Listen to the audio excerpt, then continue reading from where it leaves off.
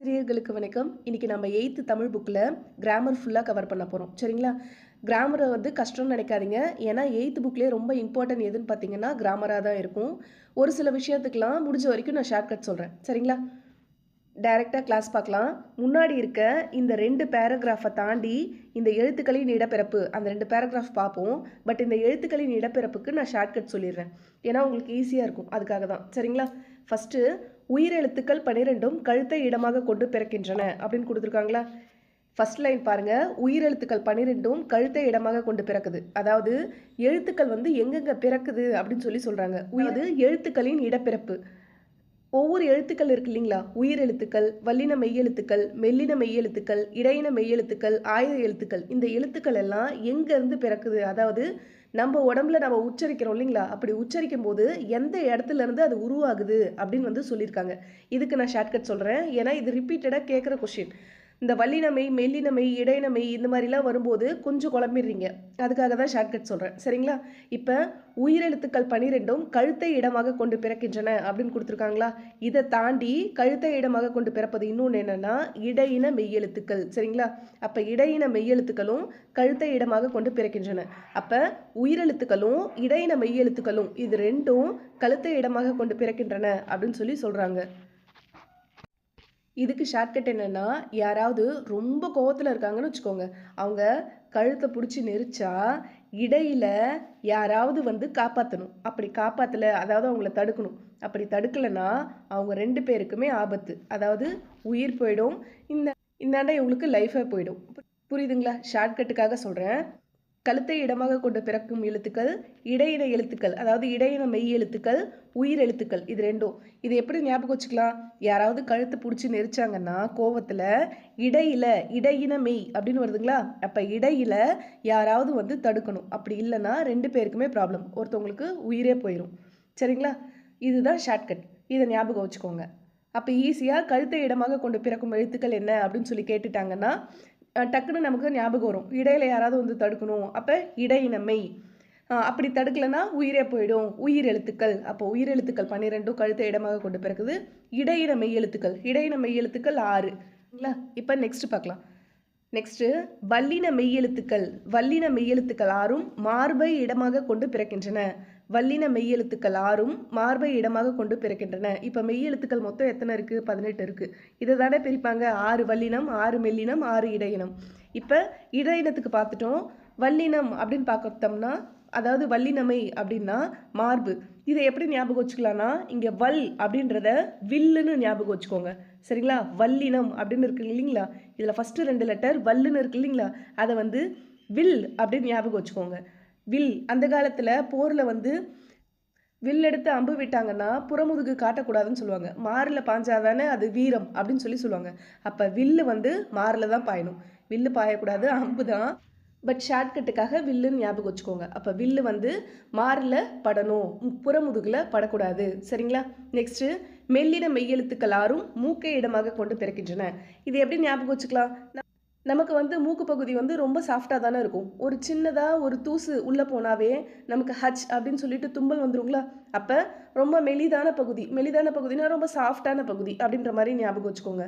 அப்ப மெல்லின மெய்யெழுத்துக்கள். மெல்லினம். மெல்லினம்னா ரொம்ப சாஃப்டா இருக்கிற பகுதி எது? மூக்கு. அப்ப மூக்கை இடமாக கொண்டு 6 எழுத்துக்கள் பிறக்கின்றன. அது என்னன்னா மெல்லின மெய்யெழுத்துக்கள். நமக்கு என்னென்ன எழுத்துக்கள் அப்படின்லாம் கேட்க மாட்டாங்க. இந்த கசட தபர, யமன நமன, எரள வழல இதுதான் இந்த வல்லினம், மெல்லினம், இடையினம் சொல்லுவாங்க. அதெல்லாம் குடுத்து கேட்க மாட்டாங்க. நமக்கு கொஸ்டின்ஸ் டைரக்ட்டாவே கேட்பாங்க. மெல்லின மெய்யெழுத்துக்கள் 6ம் எந்த இடத்தை இடமாக கொண்டு பிறக்கின்றன அப்படின்னு டைரக்ட்டா கேட்பாங்க. இப்ப டக்குன்னு உங்களுக்கு ஞாபகம் வருதான்னு பாருங்க. புக்க பார்க்காதீங்க. உயிரெழுத்துக்கள் 12ம் பிறக்கும் இடம் அப்படின்னு கேட்டா கழுத்து. அப்போ உயிர்னா கழுத்து வந்துரும். அதே மாதிரி இடையினமை. இடையில யாராவது வந்து தடுக்கணும் அப்படின்னு பார்த்தோமா? அப்ப இடையினம்னாலும் கழுத்து. அதே போல வல்லின மெய்யெழுத்துக்கள். வல்லின மெய்யெழுத்துக்கள்னா வல் அப்படின்றத வில்லுன்னு ஞாபகம் வச்சுக்க சொன்னேன். அப்ப அது வந்து மார்பை இடமாக கொண்டு பிறக்கும். மெல்லினமை. மெல்லினமைனா மூக்கு. மெலிசா சாஃப்டா இருக்கு அப்படின்றத ஞாபகம் வச்சுக்கோங்க. சரிங்களா? இப்ப இது உங்களுக்கு ஈஸியா இருக்கும். நெக்ஸ்ட் இப்ப இந்த பேராகிராஃப் பார்க்கலாம். அதாவது மேல இருக்க பேராகிராஃப் பார்க்க போறோம். இதுல வந்து கேட்கக்கூடியது எதுவா இருக்கும்னா, வாயை திறந்தாலே ஒலிக்கின்ற எழுத்து ஆ. சரிங்களா? வாயை திறந்தாலே ஒலித்தல் அப்படின்னு வரும்போது அங்கே என்ன வரும்னா ஆ வரும். அதே போல இதழை குவிக்கிறதுனால உருவாகக்கூடிய எழுத்து எதுனா ஊ. இதழ்கள்னு கொடுத்தாலும் ஒன்று தான், உதடுகள்னு கேட்டாலும் ஒன்று தான். அப்போ இதழ்கள் குவிக்கிறது மூலமாக ஒலிக்கும் எழுத்து எது அப்படின்னு சொல்லி கேட்டாங்கன்னா ஊ. நாக்கோட முதற் பகுதி மேல் அன்னத்தில் ஒட்டும் போது கா அப்படின்ற எழுத்து பிறக்குது. அதே போல் பா அப்படின்ற எழுத்து உதடு ரெண்டும் ஒட்டுறதுனால பிறக்குது. பா அப்படின்னு உச்சரித்து பாருங்கள், பான்ற எழுத்து கிடைக்கும். நெக்ஸ்ட்டு பிறப்பு. இது எப்படி பிறக்குது, இந்த எழுத்துக்கள்லாம் எப்படி பிறக்குது அப்படின்றத சொல்லியிருக்காங்க. நம்மளோட உயிரோட முயற்சியால் உடலுக்குள்ளேருந்து எழுந்து வர்ற காற்று மார்பு, தலை, கழுத்து, மூக்கு இந்த 4 இடங்களுக்கும் ஏதாவது ஒரு இடத்துல மட்டும் பொருந்தி அது இதழ், நாக்கு, பல், மேல்வாய் இந்த உறுப்புகளோட முயற்சியால் வெவ்வேறு ஒலிகளாக தோன்றுது அப்படின்னு சொல்லி சொல்கிறாங்க. இதை தான் எழுத்துக்களோட பிறப்பு அப்படின்னு சொல்லி சொல்கிறாங்க. இப்போ இந்த எழுத்துக்களோட பிறப்பை, அதாவது நம்ம எக்ஸாம் பாயிண்ட் ஆஃப் வியூவில் பார்க்குறது இது எதுனா, எழுத்துக்களோட பிறப்பினை எத்தனை வகைகளாக பிரிப்பர் அப்படின்னு சொல்லி கேட்பாங்க. எழுத்துக்களோட பிறப்பினை எத்தனை வகைகளாக பிரிப்பர் அப்படின்னு சொல்லி கேட்டால் 2 வகைகளாக பிரிப்பர். இடப்பிறப்பு, முயற்சி பிறப்பு. சரிங்களா? இடப்பிறப்பு, முயற்சி பிறப்பு. இடப்பிறப்பு, முயற்சி பிறப்பு. இதில் இன்னொரு விஷயம் மட்டும் நம்ம பார்க்கல. ஆயுத எழுத்து தலையை இடமாக கொண்டு பிறக்கிறது அப்படின்னு சொல்லி சொல்கிறாங்க. இதை எப்படி ஞாபகம் வச்சுக்கலாம்? என் தலை எழுத்து அப்படின்னு சொல்லி சொல்லுவாங்களா? ஏதாவது ஒரு கஷ்டமான விஷயமோ ஒரு சோகமான ஏதாவது நடந்ததுன்னா டக்குன்னு என்ன சொல்லுவாங்க? என் தலையெழுத்து இப்படி இருக்குது அப்படின்னு சொல்லி சொல்லுவாங்க இல்லைங்களா? அதுதான். அப்போ ஆயுத எழுத்து தலை. அப்போ இதை எப்படி ஷார்ட்கட்டாக ஞாபகம் வச்சுக்கலாம்? தலை எழுத்து. தலை எழுத்துனா ஆயுத எழுத்து அப்படின்றத ஷார்ட்கட்டாக ஞாபகம் வச்சுக்கோங்க. இதுக்கு கீழே எழுத்துக்களின் முயற்சி பிறப்பு அப்படின்னு சொல்லி கொடுத்துருக்காங்க. உயிரெழுத்துக்கள் ஃபஸ்ட்டு உயிரெழுத்துக்களை கொடுத்துருக்காங்க. அந்த அ இ இருக்கு இல்லைங்களா? அதில் அ ஆ இது ரெண்டுமே வாயை திறந்து முயற்சி பண்ணாவே பிறக்கிற எழுத்துக்கள் எது அப்படின்னா அ ஆ. இ ஈ ஏ ஐ இந்த 5ம் வாயை திறக்கிறது மட்டும் இல்லாமல் நாக்கோட அடி ஓரம் மேல்வாய் பல்லோட பொருந்தும் போது ஏற்படுற முயற்சினால பிறக்கிற எழுத்துக்கள் அப்படின்னு சொல்லி சொல்கிறாங்க. இதுக்கு கீழே நமக்கு கொடுத்துருக்கிறது எல்லாமே பார்த்திங்கன்னா ரொம்ப ஈஸி தான். அதாவது உயிரெழுத்துக்கள், மெய்யெழுத்துக்கள் இவை எல்லாமே எப்படி பிறக்குது அப்படின்றத தான் இங்கே கொடுத்துருக்காங்க. அதாவது இப்போ இத்து, இந்து இந்த மாதிரிலாம் இருந்துச்சுன்னா இது மேல்வாய் பல்லோட அடியை நாக்கோட நுனி பொருந்துறதுனால பிறக்குது அப்படின்னு சொல்லி சொல்கிறாங்க. இது ஒன்றும் நீங்கள் படித்து பார்க்கும்போது, அதாவது இந்த எழுத்துக்களை உச்சரித்து பார்க்கும்போது உங்களுக்கு ஈஸியாகவே எப்படி இந்த எழுத்துக்கள் பிறக்குது அப்படின்றது தெரிஞ்சிடும். சரிங்களா? இதுக்கு பெருசாக கிளாஸ் தேவைப்படாது. இது எல்லாத்தையும் நீங்கள் படித்து பார்த்துக்கோங்க. இது ரொம்ப ஈஸி தான். இதில் சார்பு எழுத்துக்கள் இதில் நல்லா பார்த்துக்க வேண்டியது இந்த ஃபஸ்ட் லைனு. ஆயுத எழுத்து வாயை திறந்து ஒலிக்கும் முயற்சியினால் பிறக்கிறது அப்படின்னு சொல்லியிருக்காங்க. ஆயுத எழுத்து எப்படி பிறக்குதுங்களா? வாயை திறந்து ஒலிக்கும் முயற்சியினால் பிறக்குது. ஆனால் பிற சார்பு எழுத்துக்கள் எல்லாமே தன்னோட முதல் எழுத்துக்கள் தோன்றும் இடங்களிலேயே அவை பிறப்பதற்கு உரிய முயற்சிகளை கொண்டு தாமும் பிறக்கின்றன. ஒன்றும் இல்லை, ஆயுத எழுத்து மட்டும் வாயை திறந்து ஒலிக்கிற முயற்சினாலே பிறந்துருது. ஆனால் மற்ற சார்பு எழுத்துக்கள்லாம் எப்படி பிறக்குதுங்களாம்? அதோட முதல் எழுத்துக்கள் வருது இல்லைங்களா? அந்த தோன்ற இடங்கள்லேயே அதுக்கான முயற்சிகளை செய்யும்போது தானாக பிறந்துருது அப்படின்னு சொல்கிறாங்க. நெக்ஸ்ட் பார்க்கலாம். உதடுகளை குவிப்பதால் பிறக்கும் எழுத்துக்கள் அப்படின்னு சொல்லி கேட்டாங்கன்னா உ ஊ. ஆயுத எழுத்து பிறக்கும் இடம் தலை. வல்லின எழுத்துக்கள் பிறக்கும் இடம் மார்பு. நாவின் நுனி அன்னத்தின் நுனியை பொருத்துவதால் பிறக்கும் எழுத்துக்கள் இட்டு, இன்னு. கீழ் உதடும் மேல்வாய் பல்லும் இணைவதால் பிறக்கும் எழுத்துக்கள் இவ்வு. Option D. நெக்ஸ்ட் இக்கு, இங்கு. நாவின் முதல் அன்னத்தின் அடி. இச்சு, இஞ்சு. நாவின் இடை அன்னத்தின் இடை. இட்டு, இன்னு. நாவின் நுனி அன்னத்தின் நுனி. இத்து, இந்து.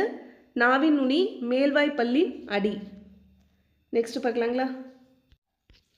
நெக்ஸ்ட்டு மயங்கொலிகள் பார்க்க போகிறோம். இதில் மயங்கொலிகள் ரொம்ப இம்பார்ட்டன்ட் என கேட்குறதுக்கு வாய்ப்பு இருக்குது. பேசிக்காக பார்த்தீங்கன்னா மயங்கொலிகள் அப்படின்னு எடுத்துகிட்டா அதில் எதை கேட்குறாங்கன்னா மயங்கொலி எழுத்துக்கள் மொத்தம் எத்தனை அப்படின்னு சொல்லி கண்டிப்பாக கேட்பாங்க. சரிங்களா? மயங்கொலி எழுத்துக்கள் மொத்தம் 8 இருக்குது. மயங்கொலிகள்னால் வேறு ஒன்றும் இல்லை, இங்கே மனம்னு கொடுத்துருக்காங்களா? இப்போ இந்த மனம், அதாவது 3 சுழி நான் வந்ததுன்னா அது வாசனை வரும். 2 சுழி நான் வந்ததுன்னா அது உள்ளம், நம்மளோட மனசு அப்படின்னு சொல்லுவாங்க இல்லைங்களா? அதுதான். அப்போ ஒரே மாதிரி இருக்கும். படிக்கும்போது ஒரே மாதிரி இருக்கும், ஆனால் வேற வேற அர்த்தம் தரும். இது மாதிரி தமிழில் மொத்தம் 8 எழுத்துக்கள் இருக்கு. அது என்னன்னு பார்க்கலாம். நா நா நா இது மூணுமே நா தான். பட் அது வந்து வரக்கூடிய இடங்கள்ல வெவ்வேறு பொருட்களை தரும். அதே போல லா ழா ழா ரா ரா சரிங்களா, ஒரே போல இருக்கிற எழுத்துக்கள் இதுதான் மயங்கொலி எழுத்துக்கள்னு சொல்றாங்க. மொத்தமா 8 இருக்கு. இதை நல்லா நோட் பண்ணி வச்சுக்கோங்க. மயங்கொலி எழுத்துக்கள் மொத்தமா 8 இருக்கு. இப்போ இது எப்படி பிறக்குது அப்படின்னு சொல்லி கொடுத்துருக்காங்க. இதுவும் அதே போல தான். நா அது நாக்கோட நுனி. ஃபஸ்ட்டு நான்றது நாவோட நுனி மேல்வாய் அன்னத்தோட நடுப்பகுதியை தொடுறதுனால பிறக்கிறது நகரம் அப்படின்னு சொல்லி சொல்கிறாங்க. இதுவே முன்பகுதியை தொட்டுச்சுன்னா அது 2 சுழி நா வரும். இதுவே நாவோட நுனி மேல்வாய் பல்லின் அடிப்பகுதியை தொட்டுச்சுன்னா பிறக்கிறது நகரம் அப்படின்னு சொல்லி சொல்கிறாங்க. சரிங்களா, அப்போ இது மூணுத்தையும் நல்லா பார்த்துக்கோங்க. படித்து பார்த்தாவே இது ஈஸியாக புரிஞ்சிரும். இதில் இம்பார்ட்டண்ட்டாக நம்ம பார்த்துக்க வேண்டியது இந்த தெரிந்து கொள்வோம். டா அடா அப்படின்னு வருது இல்லைங்களா, இந்த டா நா, அதே போல் தா நா ரா நா, அதாவது இன எழுத்துக்கள்னு ஒன்று நம்ம 6th பார்த்துருப்போம். தா நா, நெக்ஸ்ட்டு ரா நா டா நா, இது எல்லாமே இன எழுத்துக்கள் அப்படின்னு சொல்லி சொல்லுவாங்க. அதை தான் இங்கே கொடுத்துருக்காங்க. டா அப்படின்ற ஒரு எழுத்துக்கு முன்னாடி இன்னு கண்டிப்பாக வரும். சரிங்களா, அதுக்கு தான் இங்கே எக்ஸாம்பிள் என்ன கொடுத்துருக்காங்கன்னா கண்டம், வண்டி, நண்டு. இங்கே டா கா இன் ட இம், டாக்கு முன்னாடி இன்னு வந்துடுது, அது டைரெக்டாக கொடுத்துட்டாங்க. இங்கே டீக்கு முன்னாடி இன்னு வருது அப்படின்னு சொல்லி கேட்டிங்கன்னா டகர வரிசை தானே அது, அப்போ டீ வரும். அதே போல் டகர வரிசையில் டூவும் வரும். அதை தான் இங்கே கொடுத்துருக்காங்க. அதே போல் தான் ரா என்னும் எழுத்துக்கு முன்னாடி இன் கண்டிப்பாக வரும் அப்படின்னு சொல்லி சொல்கிறாங்க. அதை தான் இங்கே கொடுத்துருக்காங்க. சரிங்களா, இது நல்லா பார்த்துக்கோங்க. நெக்ஸ்ட்டு மயங்கொலி எழுத்துக்களை பொறுத்த வரைக்கும் நமக்கு இந்த அளவுக்கு டீப்பாக கேட்க மாட்டாங்க.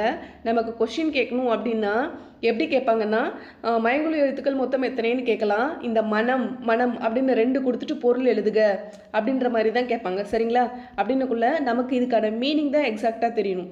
ரொம்ப உள்ளே போயிட்டு ழா எங்கே பிறக்குது, ழா எங்கே பிறக்குது, இன்னொரு லா எங்கே பிறக்குது, அந்தளவுக்கு டீப்பாக போக மாட்டாங்க. ஏன்னா இது வந்து நமக்கு எலிஜிபிலிட்டி எக்ஸாம் தான். சரிங்களா, அதனால இந்த எக்ஸாம்பிளை நல்லா பார்த்துக்கோங்க. அதுதான் நமக்கு முக்கியம். இங்கே பாருங்கள், இங்கே வானம் அப்படின்னு கொடுத்துருக்காங்க. வானம் அப்படின்னா வெடி. இதே இன்னொரு வானம்னா ஆகாயம். இந்த மாதிரி தான் கேட்பாங்க.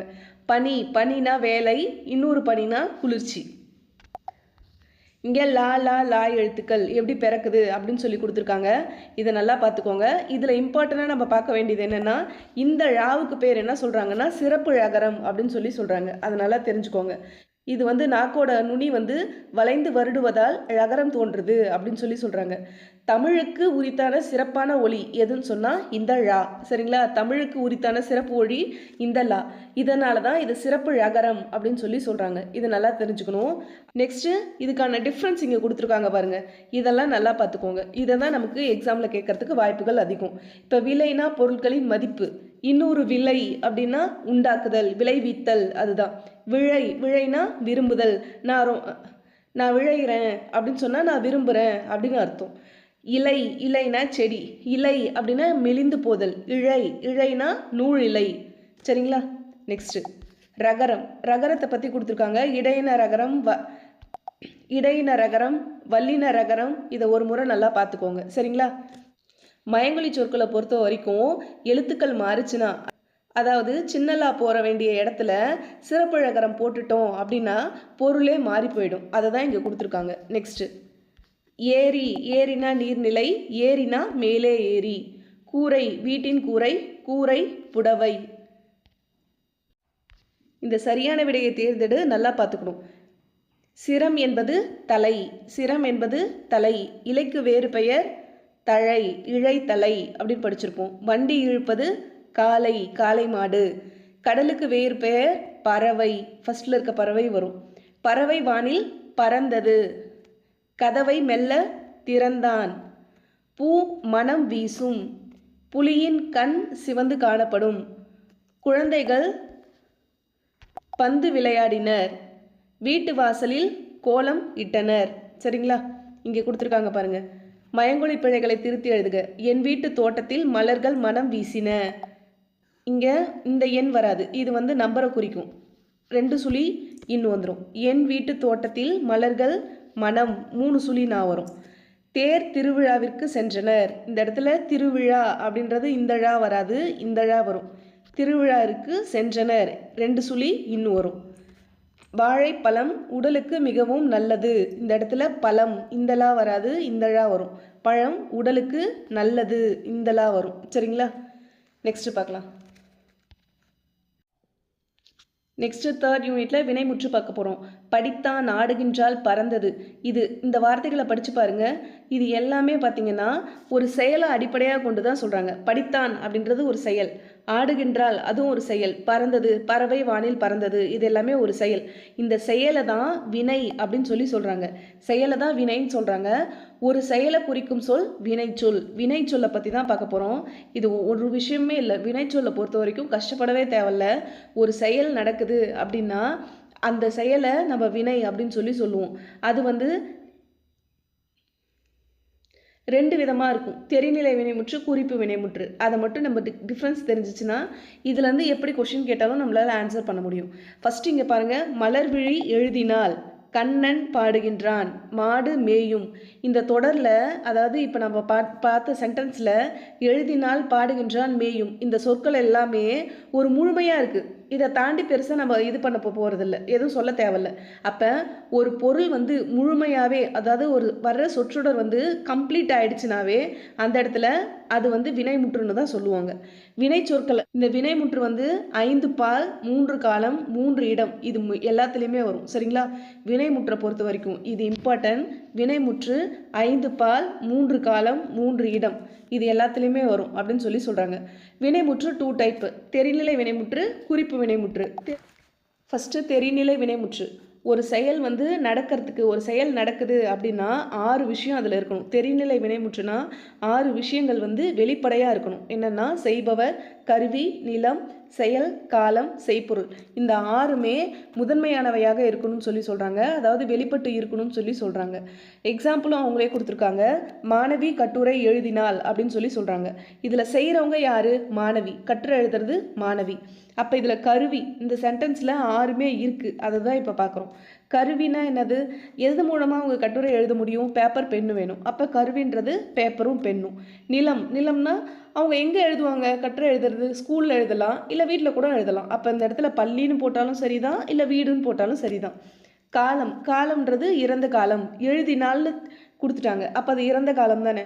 செய்பொருள் கட்டுரை, அதாவது அவங்க என்ன எழுதுறாங்க? கட்டுரை தானே எழுதுறாங்க. என்ன விஷயம் செய்கிறாங்களோ அதுதான் அங்கே செய்பொருள். நெக்ஸ்ட் செயல். செயல்னா இந்த இடத்துல எழுதுறது தான் செயல். சரிங்களா? அப்போ இந்த 6மே வெளிப்பட்டு நிற்கிற மாதிரி வர்றது தெரிநிலை வினைமுற்று அப்படின்னு சொல்கிறாங்க.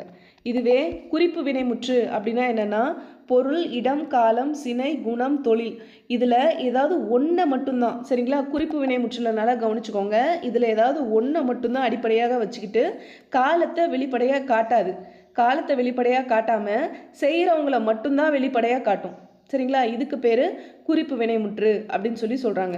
இதில் நமக்கு வந்து அங்கே எல்லாமே சேர்ந்தது, அந்த 6ம் சேர்ந்து வர்றது தான் தெரிநிலை வினைமுற்றுன்னு பார்த்தோம். ஆனால் இங்கே ஏதாவது ஒன்றை மட்டும் அடிப்படையாக வச்சுக்கிட்டு காலத்தை வெளிப்படையாக காட்டாதுன்னு பார்த்தோம். அப்போ பொருள், இந்த இடத்துல பாருங்கள். பொருள், பொருள்னா பொன்னன். பொன்னுன்றது ஒரு பொருள் தானே, அதுதான். இடம், இடம்னா தென்னாட்டார். தென்னாட்டார் அப்படின்றது தென்னாடு அப்படின்னு நம்ம பார்த்துருப்போம். அப்போ இடம் தென்னாட்டார், இதில் வந்து இடத்தை வெளிப்படையாக காட்டியிருக்கு.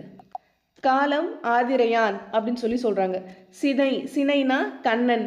இந்த இடத்துல கண்ணுன்ற ஒரு உறுப்பு, கண்ணுன்னா உறுப்பு தானே, சினை தானே. அப்போ இந்த இடத்துல சினை வந்து வெளிப்பட்டிருக்கு. பண்பு, பண்புனா கரியன், அதாவது குணம், நிறத்தை அடிப்படையாக கொண்டு சொல்கிறது. நெக்ஸ்ட் தொழில், எழுத்தன், அவங்களோட தொழிலை முதன்மையாக்கி கொண்டு சொல்கிறது. அதாவது ஏதாவது ஒன்றை மட்டும் அடிப்படையாக வச்சுக்கிட்டு காலத்தை வெளிப்படையாக காட்டாமல் வர்றது தான் குறிப்பு வினைமுற்று. அப்போ இதில் கண்ணன், கரியன், எழுத்தன், பொன்னன், தென்னாட்டார், ஆதிரையான் இந்த மாதிரி கேட்டாங்கன்னா இது எல்லாமே குறிப்பு வினைமுற்று. சரிங்களா? இப்போ இந்த தெரிநிலை வினைமுற்று, குறிப்பு வினைமுற்று மட்டும் இல்லாமல் ஏவல் வினைமுற்று, வியங்கோல் வினைமுற்று அப்படின்னும் இருக்குது. ஏவல் வினைமுற்றுனா பாடம் படி, கடைக்கு போ, அதாவது ஆர்டர் போடுற மாதிரி இருக்கிறது எல்லாமே ஏவல் வினைமுற்று. ஒரு செயலை செய்கிற மாதிரி கட்டளை இடுறது. ஏவல் வினைமுற்றை பொறுத்த வரைக்கும் அது கட்டளையில் தான் வரும். சரிங்களா? ஒரு செயலை ஒருத்தவங்க வந்து ஒரு செயலை செய்கிற மாதிரி ஏவுறது, இதில் வர வினைமுற்று தான் ஏவல் வினைமுற்று அப்படின்னு சொல்கிறாங்க. இம்பார்ட்டண்டாக கவனிக்க வேண்டியது, ஏவல் வினைமுற்று ஒருமை பன்மை ஆகிய 2 வகைகளிலும் வரும். சரிங்களா? அப்போ ஏவல் வினைமுற்று ஒருமை பன்மை இந்த ரெண்டுத்துலேயுமே கண்டிப்பாக வரும். எழுது அப்படின்றது ஒருமை, எழுது மீன் அப்படின்னா அது வந்து பன்மை. இப்போ இது வந்துட்டு இப்போ எழுது மீன் அப்படின்லாம் யாரும் இப்போ யூஸ் பண்ணுறதில்ல. அதை தான் வந்து இப்போ மாறி பன்மை ஏவல் வினைமுற்று அப்படின்னு சொல்லி எதை சொல்கிறாங்கன்னா எழுதுங்கள் அப்படின்னு சொல்லி சொல்கிறாங்க. எழுதுங்கள் இது வந்து இந்த காலத்தில் வர வழக்கு. நெக்ஸ்ட்டு வியங்கோல் வினைமுற்று, இது இம்பார்ட்டன்ட். வாழ்த்துதல், வைதல், விதித்தல், வேண்டல் இந்த பொருட்கள் எல்லாம் வர்ற வினைமுற்று வியங்கோல் வினைமுற்று. இந்த வினைமுற்று வந்து 2 திணைகளில் வரும். உயர்திணையிலையும் வரும், அக்ரிணையிலையும் வரும். அதே போல் 5 பால்கள்லையும் வரும், 3 இடங்கள்லையும் வரும். இதோட விகுதிகள், இது இம்பார்ட்டன்ட். வியங்கோல் வினைமுற்றோட விகுதிகள் என்ன அப்படின்னு கேட்கறதுக்கு வாய்ப்பு இருக்குது. கா, இய, இயர், அல் இது எல்லாமே வியங்கோல் வினைமுற்று. வாழ்க, ஒழிக, வாழியர், வாரல் இதோட எக்ஸாம்பிளை நல்லா பார்த்து வச்சுக்கோங்க. இதெல்லாம் வியங்கோல் வினைமுற்று. இது ரெண்டுத்துக்கும் என்ன டிஃப்ரெண்ட் இருக்குன்னு கேட்டிருக்காங்க. ஏவல் வினைமுற்றை பொறுத்த வரைக்கும் முன்னிலையில் மட்டும்தான் வரும். ஆனால் வியங்கோல் வினைமுற்று நம்ம பார்த்தோம் இல்லைங்களா, இரு திணை, ஐம்பால், மூவிடம் இது எல்லாத்துக்கும் காமனாக வருது. ஏவல் வினைமுற்றில் ஒருமை பன்மை வேறுபாடு இருக்குது. அதுதான் பார்த்தோம் இல்லைங்களா, எழுது மீன், எழுதுங்கள் அப்படின்னு சொல்லி பார்த்தோம். ஆனால் வியங்கோல் வினைமுற்றில் அந்த மாதிரி வேறுபாடு கிடையாது. ஏவல்னாவே அது கட்டளை தான், சரிங்களா? ஏவல்னாவே அது கட்டளை தான். ஆனால் வியங்கோல்னா வாழ்த்துதல், வைதல், விதித்தல், வேண்டல் இந்த பொருட்களை உணர்த்தும். ஏவல் வினைமுற்று வந்து விகுதி பெற்றும் பெறாமலும் வரும். பகுதி விகுதின்னு இருக்கு இல்லைங்களா, அதில் விகுதி பெற்றும் பெறாமலும் வரும் அப்படின்னு சொல்லி சொல்கிறாங்க. வியங்கோல் வினைமுற்றில் விகுதி பெற்றே வரும் அப்படின்னு சொல்லி சொல்கிறாங்க. நெக்ஸ்ட் பார்க்கலாம். மாடு வயலில் புல்லை மேய்ந்தது. இதில் வினைமுற்று எதுனா மேய்ந்தது. இறந்த கால வினைமுற்று படித்தான். ஏவல் வினைமுற்று சொல் ஓடு. நெக்ஸ்ட் எச்சம் பார்க்க போகிறோம். இங்கே நமக்கு கொடுத்துருக்காங்க பாருங்க, படித்த, படித்து, படித்தான் அப்படின்னு சொல்லி கொடுத்துருக்காங்க. இந்த 3 சொல்லில் நமக்கு என்ன ஈஸியாக தெரியுது, பார்த்ததுமே நம்மளால் இது என்னன்னு எதை கண்டுபிடிக்க முடியுது? இந்த படித்தான். நம்ம முன்னாடி பார்த்தோம் இல்லைங்களா, ஒரு செயல் வந்து முற்று பெற்றுச்சுன்னா அது வினைமுற்று அப்படின்னு சொல்லி பார்த்தோம். அதுதான் இப்போ இங்கே படித்தான் அப்படின்றது அந்த செயல் முடிஞ்சு போச்சு. அப்போ இது வினைமுற்று அப்படின்னு நமக்கு பார்த்ததுமே கண்டுபிடிக்க முடியும். ஆனால் இந்த படித்த, படித்து அப்படின்றது முற்று பெறாமலே அப்படியே தொக்கி நிற்குது இல்லைங்களா, என்ன படித்த, என்ன படித்து அப்படின்ற மாதிரி தோணுது இல்லைங்களா, அதுதான். இப்போ இந்த மாதிரி முற்று பெறாமல் எஞ்சி இருக்கிற சொல்ல தான் எச்சம் அப்படின்னு சொல்லி சொல்கிறாங்க, சரிங்களா? இதை தான் எச்சம் அப்படின்னு சொல்லி சொல்கிறாங்க. இது வந்து 2 வகைப்படும், பெயரெச்சம், வினையச்சம், சரிங்களா? இப்போ இது டீட்டெயிலாக பார்க்கலாம்.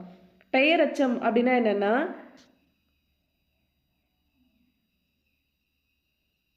ஏதாவது ஒரு பெயர் சொல்ல வச்சுக்கிட்டு முடிஞ்சிடுறது.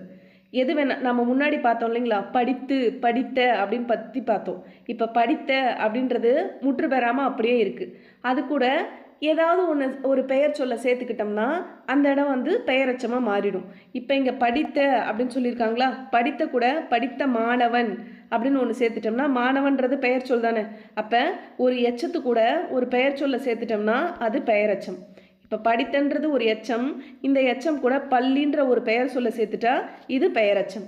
அப்போ இதில் நீங்கள் என்ன வேணாலும் போட்டுக்கலாம். படித்த யாராவது ஒரு பேர், உங்கள் ஃப்ரெண்டு பேர் போட்டுக்கோங்க, ஹேமா, படித்த ஹேமா அப்படின்னு போட்டிங்கன்னா அது பெயரெச்சம், சரிங்களா? இது போல் ஒரு முற்று பெறாத ஒரு எச்சத்து கூட ஒரு பெயர் சொல்ல சேர்த்துட்டோம்னா வர்றது தான் பெயரெச்சம் அப்படின்னு சொல்லி சொல்கிறாங்க. இதுதான் சிம்பிளாக இங்கே என்ன கொடுத்துருக்காங்கன்னா, பெயரை கொண்டு முடியும் எச்சம் பெயரெச்சம். இந்த பெயரெச்சம் ஒன்று 3 காலத்துலையுமே வரும். பாடிய எக்ஸாம்பிளாக இங்கே கொடுத்துருக்காங்க பாருங்கள். பாடிய பாடல் இறந்த கால பெயரெச்சம், பாடுகின்ற பாடல் நிகழ்கால பெயரெச்சம், இப்போ பாட்டு பாடிட்டு இருக்காங்க. பாடும் பாடல் எதிர்கால பெயரெச்சம், சரிங்களா? அப்போ இந்த பெயரெச்சத்துக்கு மட்டும் ஒரு சிறப்பு இருக்குது. இது வந்து 3 காலத்துலேயுமே வரும். இந்த பெயரெச்சமுமே 2 டைப் இருக்குது. அது என்னென்னா தெரிநிலை பெயரெச்சம், குறிப்பு பெயரெச்சம். இந்த தெரிநிலை பெயரெச்சம் அப்படின்னா என்னென்னா, ஒரு செயலையும் காலத்தையும் தெளிவாக காட்டுறது, சரிங்களா? அதாவது செயலையும் காலத்தையும் வெளிப்படையாக தெரிகிற மாதிரி காட்டுச்சுன்னா அது தெரிநிலை பெயரெச்சம். செயலையும் காலத்தையும் வெளிப்படையாக காட்டாமல் குறிப்பால் உணர்த்துச்சுன்னா அது குறிப்பு பெயரெச்சம். இப்போ இங்கே எழுதிய கடிதம் அப்படின்றது ஒன்று கொடுத்துருக்காங்க. இதில் செயல் என்னது, எழுதுறது, சரிங்களா? காலம் என்னது, எழுதிய அப்படின்னு சொல்லி கொடுத்துட்டாங்க. அப்போ அது இறந்த காலம் தானே, எழுதிய அப்படின்னு வந்துட்டதுனால அது இறந்த காலம். அப்போ செயல்ன்றது எழுதுறது, அப்போ எழுதிய அப்படின்றது அந்த காலம் இறந்த காலமாக இருக்குது. அப்போ ரெண்டுத்தையுமே வெளிப்படையாக காட்டிடுறதுனால இது வந்து தெரிநிலை பெயரெச்சம். இதுவே குறிப்பு பெயரெச்சம் அப்படின்னா என்னன்னா சிறிய கடிதம். சிறிய கடிதம்னா இந்த தொடரில் வந்து சிறிய கடிதம் மட்டும்தான் கொடுத்துருக்காங்க. இதில் செயல் என்ன இருக்குது? எதுவுமே இல்லை. சிறியன்றது செயலில் வராது. அது சின்னதுன்றது ஒரு சின்னதுன்றது ஒரு பண்பு மட்டும்தான். சரிங்களா? அது சின்னதாக பெருசான்றது பண்பு மட்டும்தான். அதே போல் காலமும் நமக்கு தெரியல. அப்போ செயல் காலம் தெளிவாக இல்லை. ஒரு பண்பு மட்டும்தான் நம்மளால் அறிய முடியுது. இந்த மாதிரி செயலையோ காலத்தையோ தெளிவாக காட்டாமல் பண்பை மட்டும் கொடுத்துட்டு குறிப்பால் உணர்த்துதுன்னா அதுக்கு பேர் குறிப்பு பெயரெச்சம்.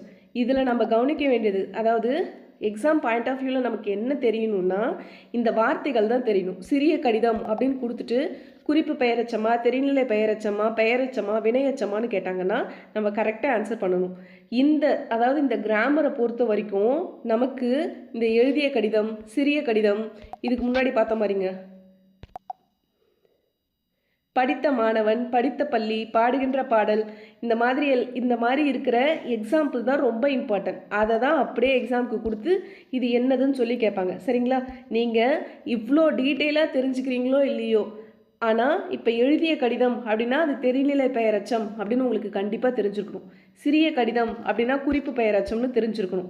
அதே போல் எழுதி வந்தான் அப்படின்னா அது தெரிநிலை வினையெச்சம் அப்படின்னு தெரிஞ்சிருக்கணும்.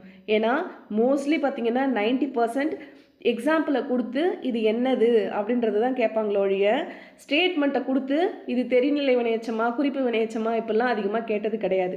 அதனால நீங்கள் ஸ்டேட்மெண்ட் தெரியுதோ தெரியலையோ உங்களுக்கு இதில் கண்டிப்பாக என்ன தெரிஞ்சுக்கணும்னா இவங்க கொடுத்துருக்கிற எடுத்துக்காட்டுக்கு தகுந்த சரியான விடை எது அப்படின்றது கண்டிப்பாக உங்களுக்கு தெரிஞ்சிருக்கணும். சரிங்களா? இப்போ வினையெச்சம்னா என்னென்னா படித்து என்னும் எச்சம், முடித்தான், வியந்தாள், மகிழ்ந்தார் அப்படின்ற வினை முற்றுக்களில் ஒன்று வச்சு முடியும் அப்படின்னு சொல்லி சொல்கிறாங்க. அதாவது ஊன்ற சவுண்டு வந்ததுனாவே அது வினையெச்சம்னு எடுத்துக்கோங்க. நாம் இதுக்கு முன்னாடி படித்த அப்படின்னு பார்த்தோம், படித்த மாணவன் அப்படின்னு பார்த்தோம். ஆனால் இங்கே படித்து சவுண்டு வருதுங்களா?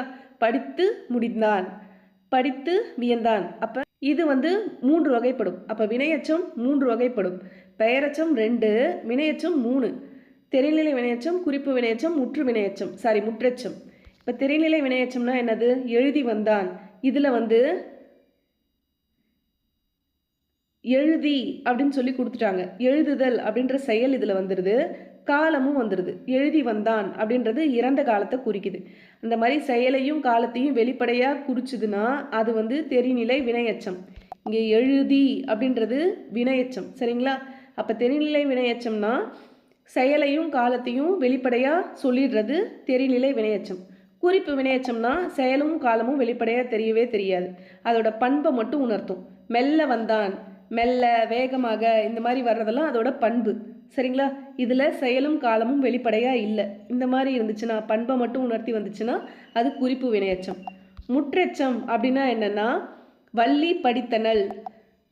இந்த தொடரில் படித்தனள் அப்படின்ற சொல் வந்து படித்தாள் அப்படின்ற வினை பொருளை தான் தருது. அதாவது இந்த படித்தனள் அப்படின்னு இருக்கு இல்லைங்களா, இதை வந்து படிச்சிட்டா அப்படின்ற ஒரு வினைமுற்று பொருளை தான் தரும். இதுவே வள்ளி படித்தனள், மகிழ்ந்தனள், அதாவது 2 கண்டினியூஸாக வருது பாருங்க. இந்த மாதிரி வந்துச்சுன்னா அதாவது எச்ச பொருள் வந்து இன்னொரு வினைமுற்றையும் சேர்த்து படிக்க மட்டும் அவள் செய்யல, படித்து மகிழ்ந்தாள். அப்போ ஒரு எச்ச பொருள் ஒரு பொருளை மட்டும் தன்னதோடு நிறுத்திடாமல் இன்னொரு வினைமுற்றையும் சேர்த்து, அதாவது ஒரு வினைமுற்றோடு நிறுத்திடாமல் இன்னொரு வினைமுற்றையும் சேர்ந்து கொண்டு முடிவது முற்றெச்சம் அப்படின்னு சொல்லி சொல்கிறாங்க. இது கண்டிப்பாக உங்களுக்கு தெரியணும். ஏன்னா இதுதான் லாஸ்ட் டெட்டுக்கு அப்படியே கேட்டிருந்தாங்க. இதை வந்து அதில் குழப்பறதுக்காக எப்படி கேட்டிருந்தாங்கன்னா வள்ளி படித்தனல்னு கொடுத்துட்டாங்க, வள்ளி படித்தனல் மகிழ்ந்தாள் அப்படின்னு கொடுத்துட்டாங்க. நிறைய பேர் வள்ளி படித்தனல் மட்டும் போட்டுட்டு முற்றெச்சம் அப்படின்னு சொல்லிட்டாங்க. இதுக்கு ஆர்கியூவே பண்ணாங்க. முற்றெச்சம்க்கு வள்ளி படித்தனலும் தானே கொடுத்துருக்காங்க அப்படின்னு சொல்லிட்டு. ஆனால் முற்றெச்சம்னா வள்ளி படித்தனல் மகிழ்ந்தாள், இதுதான் முற்றெச்சம். இது எக்ஸாம்பிளுக்காக தான் இங்கே கொடுத்துருக்காங்க. இதோட நிறுத்திடக்கூடாது, இதுக்கு மேலே மகிழ்ந்தனாலும் வந்தாதான் அது முற்றெச்சம் அப்படின்னு சொல்லி கொடுத்துருப்பாங்க. இது நல்லா தெரிஞ்சோம் நிறைய பேர் தப்பாக போட்டு வந்துட்டாங்க. வள்ளி படித்தனலோடு நிறுத்திட்டு இதுதான் முற்றெச்சம்னு. ஆனால் நமக்கு ஆப்ஷனில் இதையும் கொடுத்துருந்தாங்க. அப்போ முற்றெச்சம்ன்றது இது மட்டும்தான். சரிங்களா?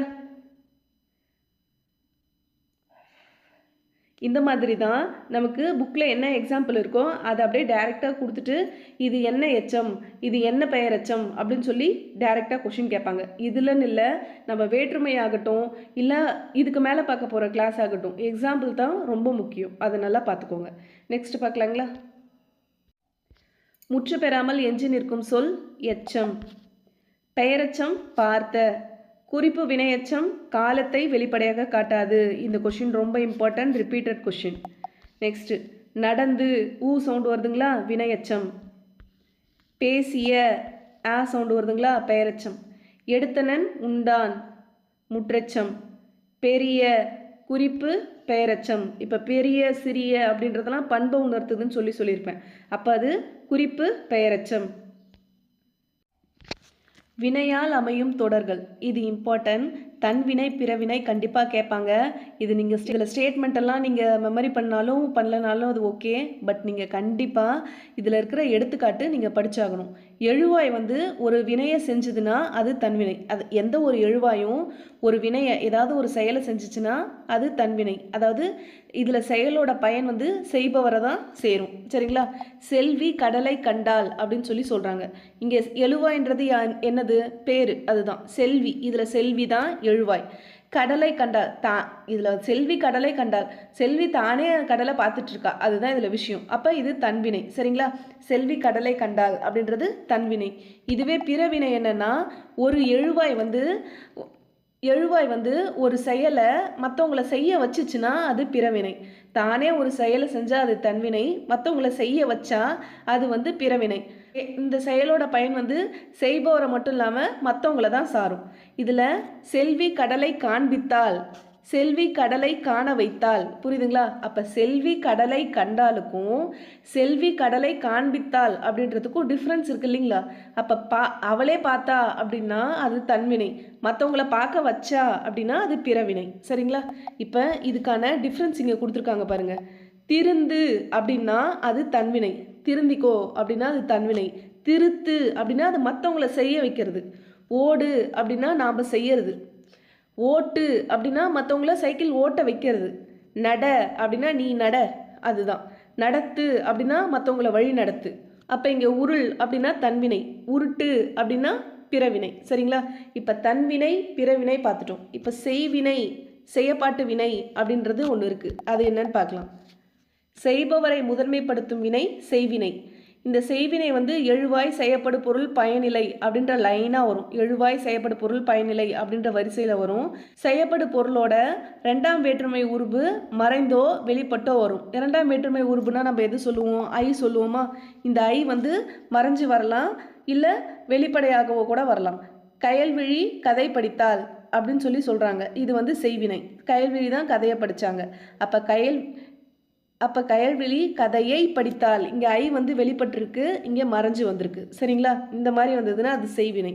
செய்யப்பாட்டு வினைனா செய்யப்படு பொருளை முதன்மைப்படுத்துகிற வினை செய்யப்பாட்டு வினை அப்படின்னு சொல்கிறாங்க. அதாவது செய்யப்படு பொருள் எழுவாய் பயனிலை இதே வரிசையில் தான் இருக்கும். இந்த எழுவாயோடு ஆள் அப்படின்ற வார்த்தையும் மூன்றாம் வேற்றுமை உருபு படு பட்டது அப்படின்ற துணை வினைகளும் ஒன்று சேர்ந்து வரும் அப்படின்னு சொல்கிறாங்க. கதை கயல்விழியால் படிக்கப்பட்டது, இங்கே வருது பாருங்க ஆள். சரிங்களா? ஆள் பட்டது அப்படின்லாம் வருது இல்லைங்களா? இப்போ கயல்விழி கதை படித்தால் அப்படின்றது செய்வினை. இதே கதை கயல்விழியால் படிக்கப்பட்டது, அவ தான் அந்த வேலையை செஞ்சா அப்படின்னு சொல்கிறது செயப்பாட்டு வினை. இந்த இடத்துல ஆள் பட்டது இந்த மாதிரி வந்ததுனாவே அது செயப்பாட்டு வினைன்னு ஈஸியாக போட்டுடலாம். இதுக்கு வந்து க்ளூ இதுதான். நெக்ஸ்ட் பார்க்கலாங்களா? எழுவாய் ஒரு வினை செய்தால், அதாவது எழுவாய் வந்து ஒரு வினையை செஞ்சதுன்னா அது வந்து தன்வினை. சரிங்களா? கரையில் சேர்ப்பான் என்பது பிறவினை. சரிங்களா? எப்படி இது பிறவினை ஆகும்? கரையில் சேர்ந்தான் அப்படின்னு வந்ததுன்னா அது தன்வினை. கரையில் சேர்ப்பான் அப்படின்னு வந்ததுன்னா அது பிறவினை. பாடல் இலக்கியாவால் பாடப்பட்டது, இங்கே ஆள் வந்திருக்கு, இங்கே பட்டது வந்திருக்கு. இதுதான் க்ளூன்னு சொல்லியிருப்பேன். அப்போ இது என்னவா இருக்கும்? செயப்பாட்டு வினை. நெக்ஸ்ட்டு மேட்சிட்டு. ஆடினாள் அப்படின்றது தன்வினை. அவளே தான் ஆடினாள். அப்போ ஆடினாள் தன்வினை.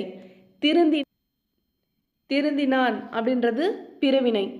புத்தகம் படிக்கிறேன் செய்வினை, புத்தகம் படிக்கிறேன் செய்வினை. கட்டுரை அகிலனால் எழுதப்பட்டது செயப்பாட்டு வினை. நெக்ஸ்ட் பார்க்கலாங்களா? நெக்ஸ்ட்டு இடைச்சொல் உரிச்சொல் இது ரெண்டும் பார்க்க போகிறோம். சரிங்களா? தமிழில் 4 வகையான சொற்கள் இருக்குது. பெயர்ச்சொல், வினைச்சொல், இடைச்சொல், உரிச்சொல். இது 4மே 4 வகையான சொற்கள். இதில் நமக்கு பெயர்ச்சொல்னா என்னன்னு தெரியும். பெயரை கொண்டு முடியும் சொல் பெயர்ச்சொல்னு பார்த்தோம். வினைச்சொல்லும் தெரியும். வினையை கொண்டு முடியும் சொல் வினைச்சொல். அப்போ இடைச்சொல் உரிச்சொல்னா என்ன? நமக்கு இங்கே ஒரு எக்ஸாம்பிள் கொடுத்துருக்காங்க. இன்பன் வாழைப்பழத்தை விட மாம்பழத்தை தான் விரும்புவான். இந்த சென்டென்ஸை மட்டும் கவனிங்களேன். இன்பன் வந்து வாழைப்பழத்தை விட மாம்பழத்தை தான் விரும்புகிறான் அப்படின்னு சொல்லி சொல்கிறாங்க. இதில் பெயர்ச்சொல் அப்படின்னா என்னது? பெயர் எல்லாமே பெயர்ச்சொல். இன்பன் பெயர்ச்சொல், வாழைப்பழம் பெயர்ச்சொல், மாம்பழம் பெயர்ச்சொல். அப்போ இது எல்லாமே பெயர்ச்சொல். அப்போ இந்த விரும்புவான் அப்படின்றது ஒரு வினை தானே, அவனுக்கு பிடிச்சிருக்கு. அப்போ இது வந்து வினைச்சொல். விரும்புவான் அப்படின்றது ஒரு வினைச்சொல். அப்போ இடைச்சொல்னா என்னது? இங்கே வாழைப்பழம் அப்படின்றது மட்டும்தான் பெயர் சொல். வாழைப்பழத்தை விட, சரிங்களா? வாழைப்பழத்தை அப்படின்னு வருதுங்களா? ஐ விட அப்படின்னு பார்த்தோம். நெக்ஸ்ட்டு மாம்பழத்தை தான், இங்கே தான் அப்படின்னு வருது இல்லைங்களா? இது அப்போ இதுதான் இடைச்சொல். அதாவது இடைச்சொல்லோட வேலை என்னென்னா ஒரு சென்டென்ஸை கம்ப்ளீட் பண்ணுறதுக்கு ஹெல்ப் பண்ணுறது தான் இடைச்சொல். இதை வந்து எக்ஸாம்பிளில் கேட்பாங்க. இடைச்சொற்களை பொறுத்த வரைக்கும் தனித்து நின்னா பொருள் தராது. ஐ, கல், அன், தன், அது மட்டும் இல்லாமல் விட, தாம், இந்த மாதிரி வர்றது எல்லாமே இடைச்சொற்கள். இது தனிச்சு நின்றுச்சுன்னா அதுக்கு பொருள் இருக்காது. இது வந்து பெயர் சொல்லோடையோ வினைச்சொல்லோடையோ சேர்ந்து வரும்போது தான் அதுக்கு வந்து பொருள் இருக்கும்.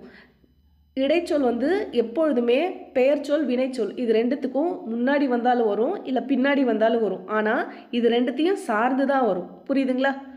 தமிழை பொறுத்த வரைக்கும் இடைச்சொற்கள் வந்து அதிகமாக கிடையாது. ஆனால் இந்த இடைச்சொற்கள் தான் மொழியோட பயன்பாட்டை முழுமையாக்குது. இது எக்ஸாம் பாயிண்ட் ஆஃப் வியூவில் பார்க்கணும். இடைச்சொற்களே மொழியின் பயன்பாட்டை முழுமையாக்குகின்றன. எவ்வகை சொற்கள் மொழியின் பயன்பாட்டை முழுமையாக்குகின்றன அப்படின்னு கேட்டாங்கன்னா இடைச்சொல். சரிங்களா? இந்த இடைச்சொற்கள் வேறு எது எதுலலாம் இருக்குது, அதோட வகை என்ன அப்படின்னு சொல்லி கேட்டிருக்காங்க. வேற்றுமை உறுப்புகள்.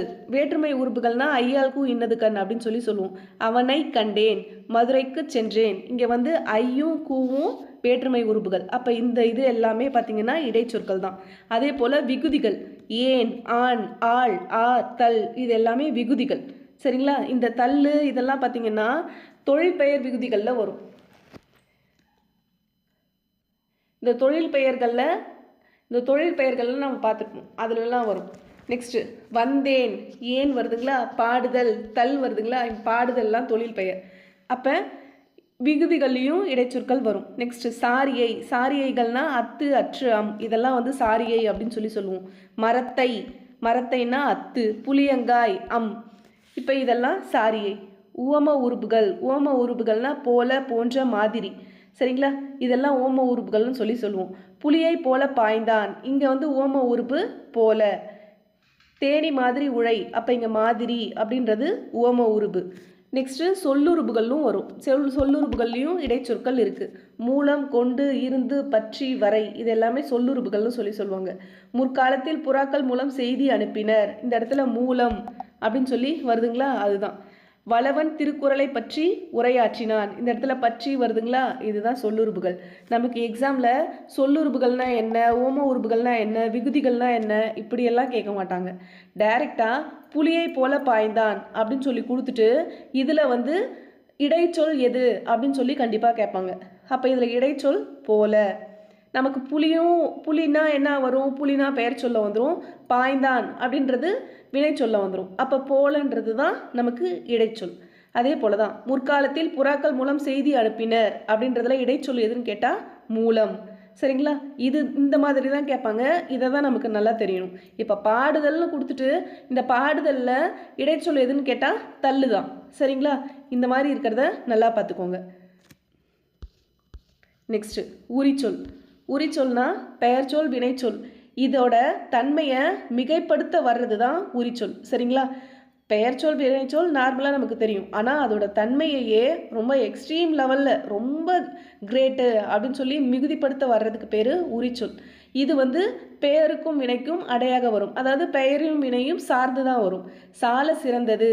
இப்போ சிறந்தது அப்படின்றது வினை.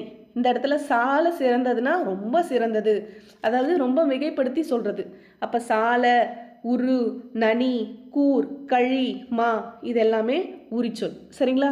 இப்போ அன்பு கூர்ந்து அப்படின்னு கேட்டுட்டு இது பெயர் சொல்லா, வினை சொல்லா, இடைச்சொல்லா, உரிச்சொல்லான்னு கேட்டாங்கன்னா நமக்கு தெரியணும் அது வந்து உரிச்சொல். இந்த எடுத்துக்காட்டுகளில் தான் நமக்கு செக்கே இருக்குது. அதனால் எடுத்துக்காட்டுகளை நல்லா பார்த்துக்கோங்க. நெக்ஸ்ட்டு, உரிச்சொற்கள் ஒரு சொல் பல பொருட்களுக்கு உரிதாக வருவதும் உண்டு. உரிச்சொற்கள்லேயே ஒரே ஒரு சொல் பல பொருட்களுக்குமே அது வரும். இப்போ கடி மலர் அப்படின்னா மனமிக்க மலர். இந்த இடத்துல பாருங்கள், கடின்ற இந்த ஒரு வேர்டு நிறைய ஒவ்வொரு இடத்துக்கும், அதாவது எந்த வார்த்தையோடு சேருதோ அதுக்கு தகுந்த மாதிரி மீனிங்கும் மாறும். கடிநகர் அப்படின்னா காவல் மிக்க நகர். கடி விடுதும் விரைவாக விடுவோம். கடிநுனி கூர்மையான நுனி. அப்போ கடின்ற அந்த ஒரு வார்த்தை மலர் கூட சேர்ந்தா, நகர் கூட சேர்ந்தா, நுனி கூட சேர்ந்தா, விடுதும் கூட சேர்ந்தா வெவ்வேறு மீனிங்கை தருது. சரிங்களா? அப்போ மனம், காவல், விரைவு, கூர்மை அப்படின்னு பல பொருட்களை தருது. அப்போ உரிச்சொற்கள் ஒரு சொல் பல பொருட்களுக்கு உரிதாய் வருவதுண்டு. இந்த மாதிரி கொஷின்ஸ் எல்லாம் ஸ்டேட்மெண்ட்டில் கேட்பாங்க. கூற்று காரணம் அந்த மாதிரி வருது இல்லைங்களா? இந்த மாதிரி விஷயங்களை தான் கூற்று காரணத்தில் கேட்பாங்க. சரிங்களா? இதெல்லாம் நல்லா பார்த்துக்கோங்க. நெக்ஸ்ட்டு, உரி சொற்களில் பல சொற்கள் ஒரு பொருளுக்கு வர்றதும் இருக்குது. அதாவது உரு பசி, தவ சிறிது, நனி நன்று. இதில் உரு, தவ, நுனி இது மூணுக்குமே என்ன மீனிங்னா மிகுதி அப்படின்னு தான் அர்த்தம். சரிங்களா? உரு பசினா என்ன அர்த்தம்? மிகுந்த பசி. தவ சிறிது அப்படின்னா என்னது? மிகச்சிறிது. நனி நன்றுனா மிக்க நன்று. சரிங்களா? உரு பசினா என்னது? மிக்க பசி. தவ சிறிதுனா என்னது? மிக்க சிறிது. நனி நன்றுனாலும் மிக்க நன்று. இதுதான் பல சொல்லு, ஆனால் ஒரே இதுக்கு மீனிங்காகவும் வரும். எது? உரிச்சொல். சரிங்களா? இதெல்லாம் நல்லா பார்த்துக்கோங்க. மொழியின் பயன்பாட்டை முழுமையாக்கும் சொல். இது நம்ம சொன்னோம் இல்லைங்களா? அதுதான் என்னது? இடைச்சொல். உரு பசி, இதில் உரு அப்படின்றது மிகுதி. கடிநகர், கடிநகரோட பொருள் காவல் மிக்க நகர். நெக்ஸ்ட் பார்க்கலாம். இந்த வேற்றுமையில் நமக்கு ஒரு பெரிய பேராகிராஃபாக கொடுத்து நிறைய கொடுத்துருக்காங்க. இதில் நீங்கள் டீட்டெயிலாக தெரிஞ்சுக்க வேண்டியது ஒரு 5 கொஷின் இருக்குது. சரிங்களா? ஒரு 5 கொஷின் நான் சொல்கிறேன். நீங்கள் கொஷின் எழுதி அப்படியே நீங்கள் ஆன்சரை மார்க் பண்ணிக்கிட்டாலும் ஓகே, இல்லை சைடில் எழுதி வச்சுக்கிட்டாலும் ஓகே. நான் சொல்கிறத அப்படியே எழுதிக்கோங்க. வேற்றுமை என்பது என்ன? வேற்றுமை என்றால் என்ன? சரிங்களா? வேற்றுமை என்பதுனால் போட்டாலும் சரி. வேற்றுமை என்றால் என்ன? அதாவது ஃபஸ்ட்டு கொஷின், வேற்றுமை என்றால் என்ன? இங்கே கொடுத்துருக்காங்க பாருங்கள். வேற்றுமைனா என்னென்னா பெயர் சொல்லின் பொருளை வேறுபடுத்தும் முறையே வேற்றுமை. இங்கே கொடுத்துருக்காங்க பாருங்கள். பெயர் சொல்லின் பொருளை வேறுபடுத்தும் முறையே வேற்றுமை. இது அப்படியே நோட் பண்ணிக்கோங்க. வேற்றுமை என்பது பெயர் சொல்லின் பொருளை வேறுபடுத்தும் முறையே வேற்றுமை. ரெண்டாவது கேள்வி, வேற்றுமையின் உறுப்புகள். வேற்றுமையின் உறுப்புகள் எது அப்படின்னு சொல்லி கேட்டாங்கன்னா, பெயர் சொல்லுடன் இணைக்கப்படும் இடைச்சொற்களை வேற்றுமையின் உறுப்புகள் என்று கூறுவர். இது செகண்ட் கொஷின்.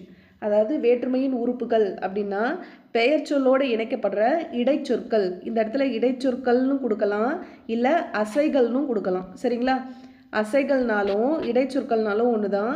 பெயர் சொல்லோடு இணைக்கப்படுற இடைச்சொற்களை, அதாவது பெயர் சொல்லோடு இணைக்கப்படுற இடைச்சொற்கள், இதை வந்து வேற்றுமை உறுப்புகள் அப்படின்னு சொல்லுவாங்க. நம்ம முன்னாடி பார்த்தோம் இல்லைங்களா? இடைச்சொற்களில் பார்த்துருப்போம். மதுரைக்கு சென்றார் அப்படின்னு வந்தால் அதில் கூ, மதுரைன்றது பெயர் சொல், சென்றார்ன்றது வினைச்சொல், அந்த கூன்றது தான் இடைச்சொல். அது வந்து வேற்றுமை உறுப்புல வரும் அப்படின்னு சொல்லி பார்த்தோம் இல்லைங்களா? அதுதான். அப்போ பெயர் சொல்லோட இடைச்சொற்கள் இணைஞ்சதுன்னா அதை வந்து வேற்றுமை உறுப்பு அப்படின்னு சொல்லுவாங்க. தேர்ட் கொஸ்டின், வேற்றுமையின் வகை. வேற்றுமை எத்தனை வகைப்படும் பார்த்தீங்கன்னா 8. வேற்றுமை 8 வகைப்படும். அதுக்கு இங்கே கொடுத்துருப்பாங்க. வேற்றுமை 8 வகைப்படும். இது வந்து ரிப்பீட்டட் கொஸ்டின். என்னன்னு கேட்கறத தாண்டி வேற்றுமை எத்தனை வகைப்படும்னு கேட்கலாம். ஃபோர்த் கொஸ்டின், எத்தனை வேற்றுமைக்கு உருபு உண்டு?